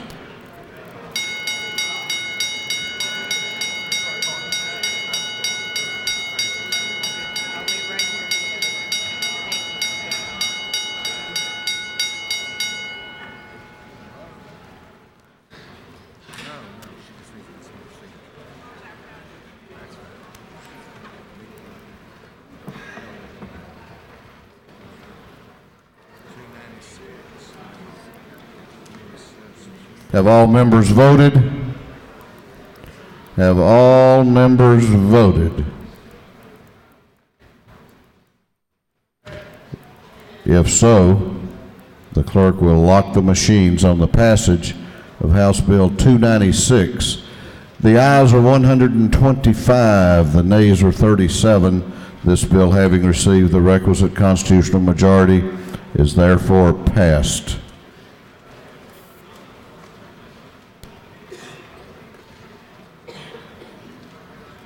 Clerk will read the caption to House Bill 354. House Bill 354. House Bill 354 by Representative Clark, 101st, bill to be entitled Amendment Title 20, relating to education, some revised terminology relating to early care and learning, where the Department of Early Care and Learning provides certain information to owners of early care and education programs. Authorize the department to administer certain programs to expand the purpose of the Georgia Professional Standards Act. Bill having been for the House Committee on Education. The committee recommends the bill to pass by committee substitute. Bill is being read today for the third time. The chair recognizes Representative Clark, Representative Valerie Clark, to present the bill.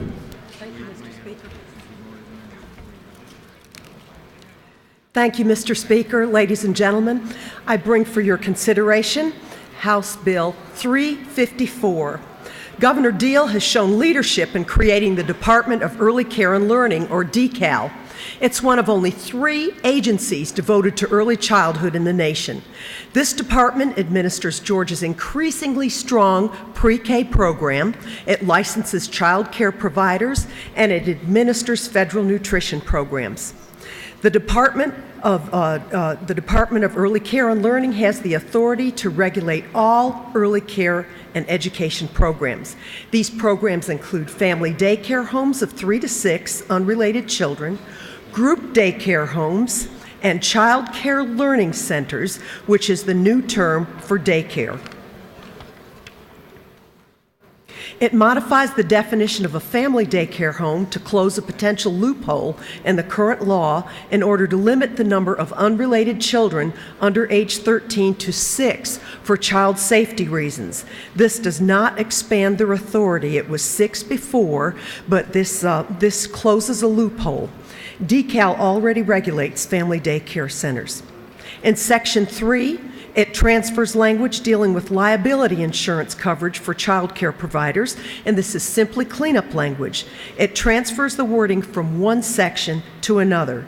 It does not change the actual substance of the law. In 98, it provides the Department of Early Care and Learning the ability to administer any program transferred or designated administratively by the governor. This is related to previous program transfers by the governor. And the bill also provides for appeals regarding payments and eligibility in federal programs. This bill does not increase the department's regulatory authority. It does not expand its current role. It updates and strengthens current language.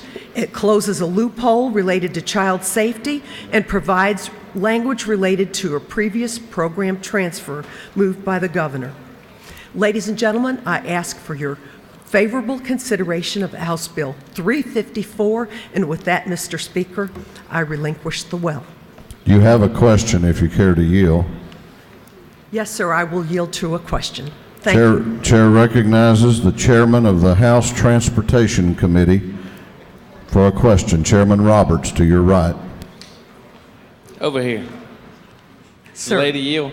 Yes, sir, I do. Am I correct? This bill only recommends that they carry liability insurance? Yes, sir, It does that's not correct. Require. That is correct. It recommends, and not only that, it is in current statute. It is underlined because it was moved from one section to another section. Okay. And thank you for that question. Thank you. With that, sir, I ask for your favorable consideration, and I yield the well. Lady has yielded the well. Is there any objection to the previous question being ordered? The chair hears none. The previous question is ordered. Is there any objection to adopting the committee substitute? The chair hears none. The committee substitute is adopted. Is there any objection to agreeing to the report of the committee, which was favorable to the passage of the bill? The chair hears none. The report of the committee is agreed to. Shall this bill now pass? All those in favor of the passage of House Bill 354 will vote yes. All those opposed will vote no, and the clerk will unlock the machines.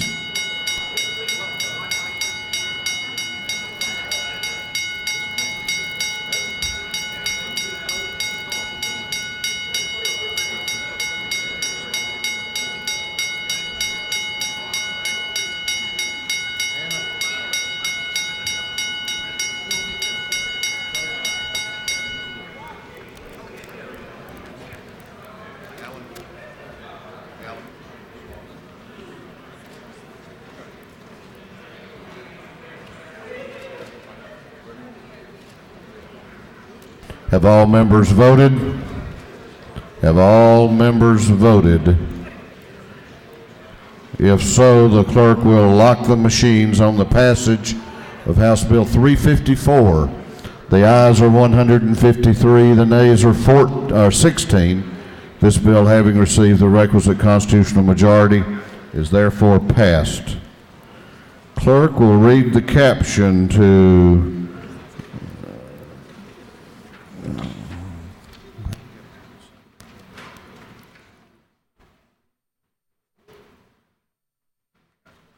House Bill 365, House Bill 365. House Bill 365 by Representative Hitchens, 161st. The bill to be entitled Act amending Code Section 40-8-76.1 relating to the use of safety belts in passenger vehicles so as to modify the definition of the term passenger vehicle to which the safety belt law applies. Bill has been for the House Committee on Motor Vehicles. The committee recommends the bill to pass by committee substitute. Bill's being read today for the third time.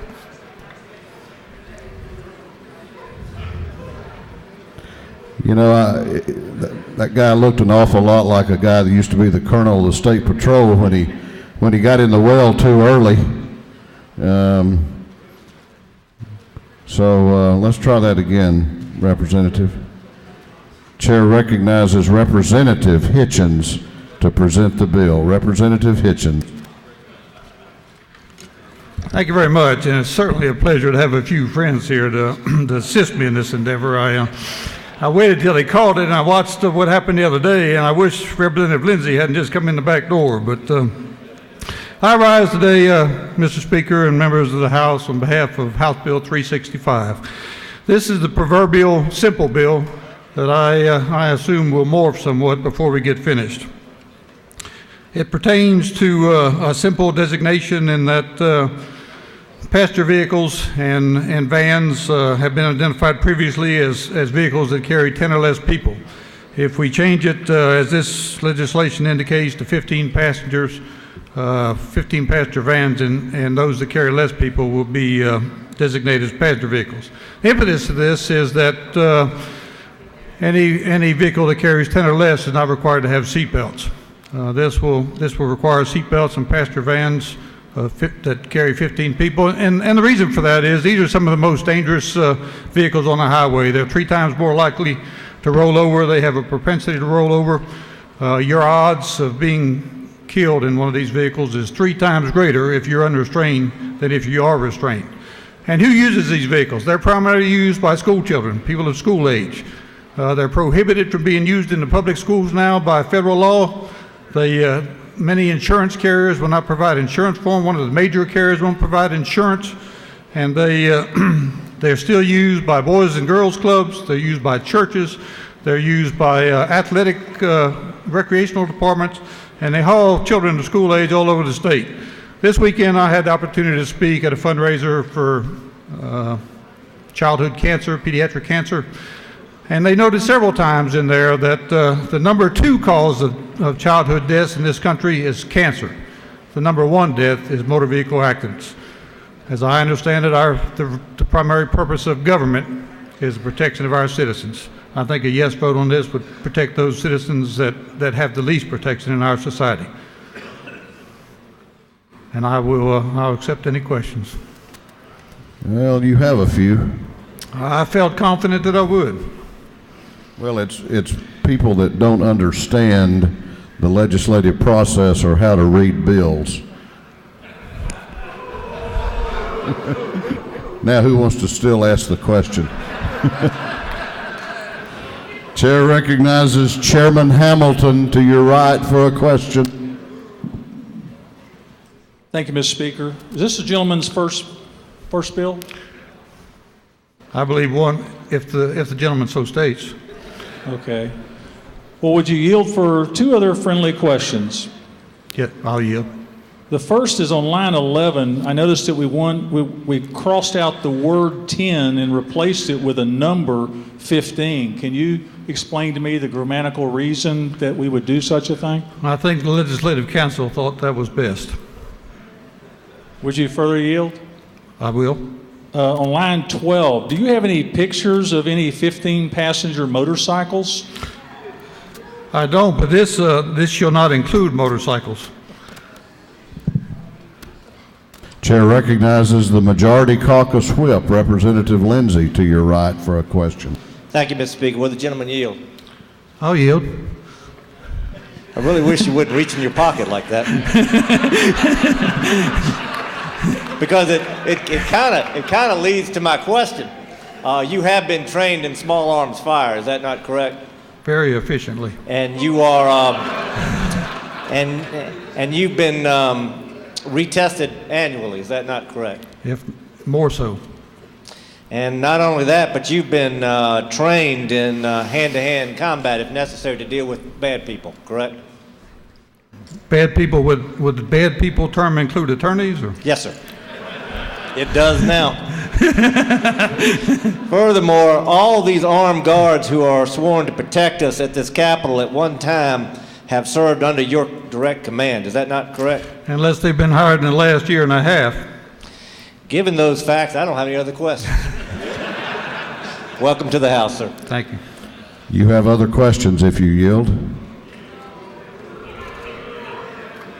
I'll yield.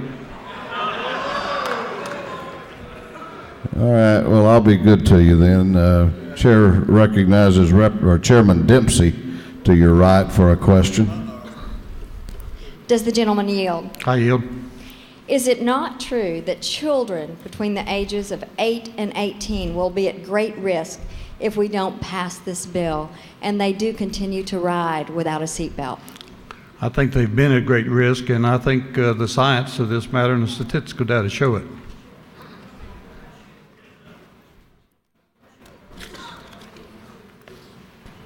Are you yielding?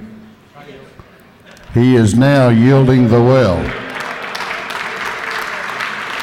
Is there any objection to the previous question being ordered on House Bill 365? The chair hears none. The previous question is ordered. Is there any objection to adopting the committee substitute? The chair hears none. The committee substitute is adopted.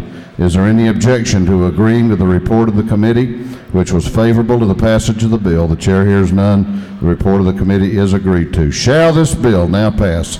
All those in favor of passage of the bill will vote yes. All those opposed will vote no, and the clerk will unlock the machines.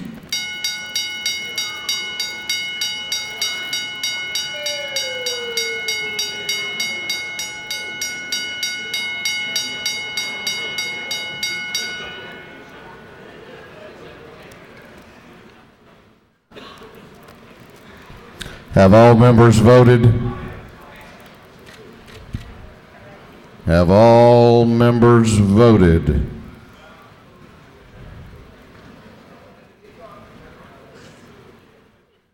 Have all members now voted?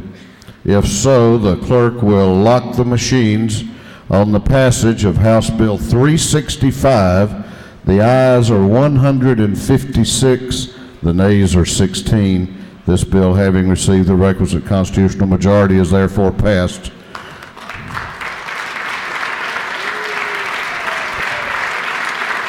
Clerk will read the caption to House Bill 350. House Bill 350. House Bill 350 by Representative Peake, 141st Bill of Entitled Act, amending Code Section 1612 1.1 relating to child, family, or group care facility operators prohibited from employing or allowing to reside or be domiciled persons with certain past criminal violations. Provide for exceptions. Provide for persons otherwise issued licenses provided by law. To amend Title 20 relating to early care and learning. Provide for related matters. Bill has been for the House Committee on Judiciary Non-Civil. The committee recommends the bill pass by way of a committee substitute. Bill is being read today for the third time. Chair recognizes Representative Peake to present the bill. Representative Peake. Thank you, Mr. Speaker. I rise today to present to you HB 350. Here's some information you probably do not know.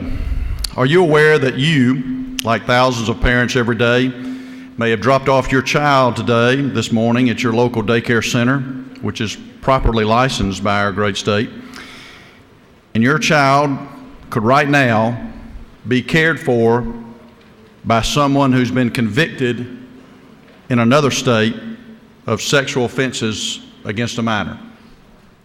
Or that a particular daycare worker employed where your child is napping this very moment could have a felony conviction of armed robbery from another state.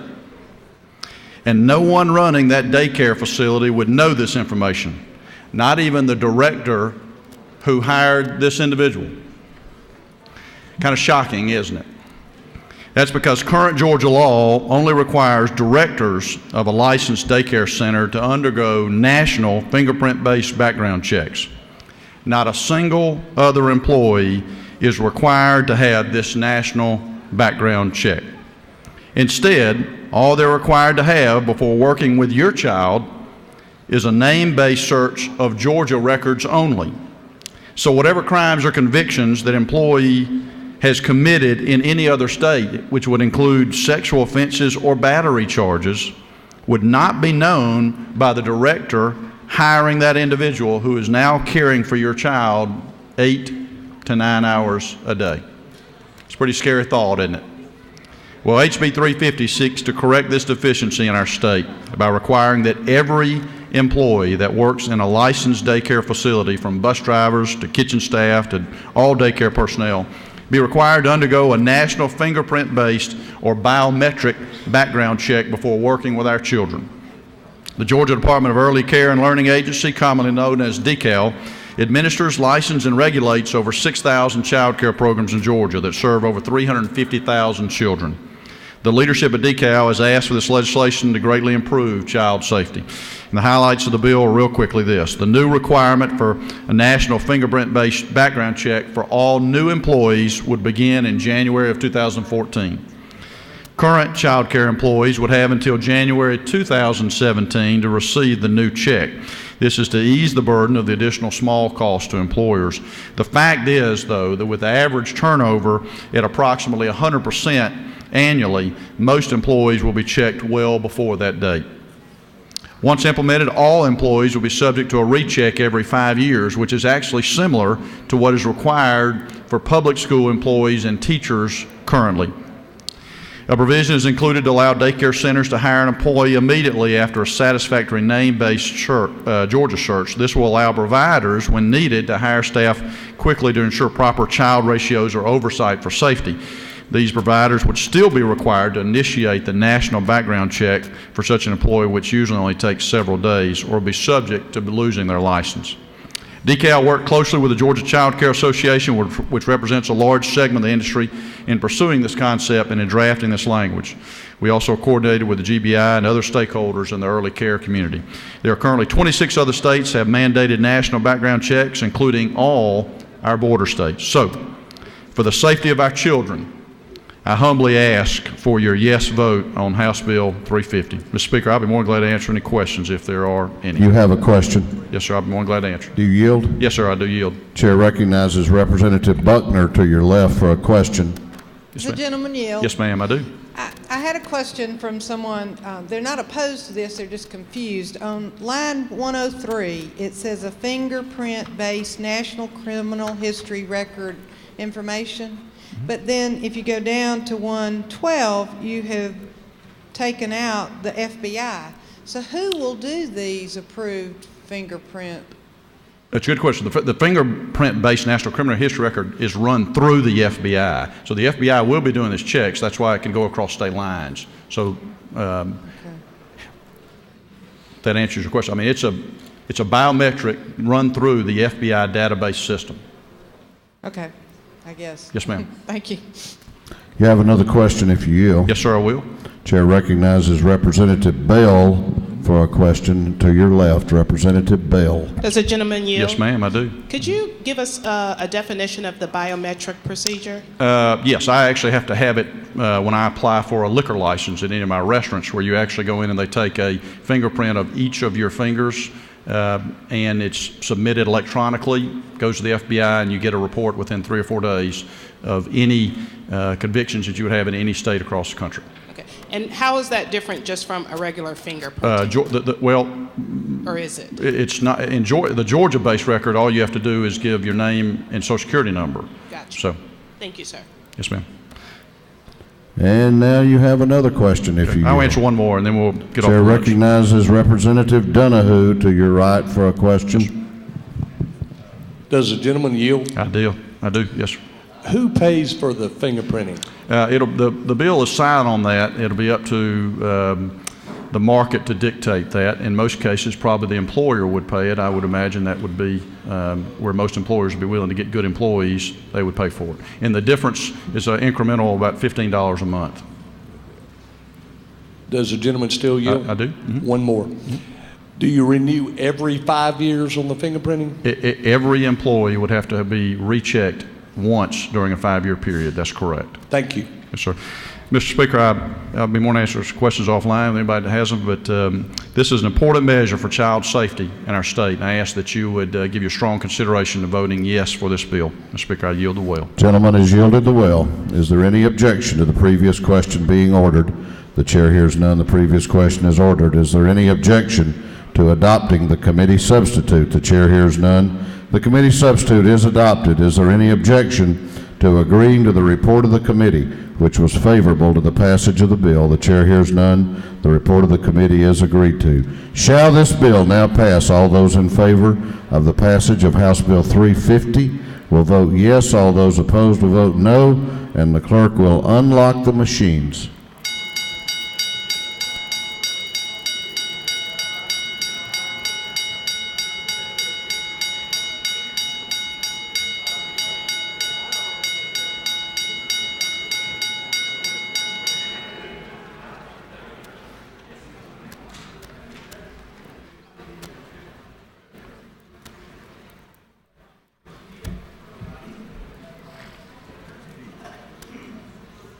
Have all members voted? Have all members voted? If so, the clerk will lock the machines on the passage of House Bill 350. The ayes are 154, the nays are 18. This bill, having received the requisite constitutional majority, is therefore passed. Chair recognizes Chairman Sheldon for an announcement. Chairman Sheldon.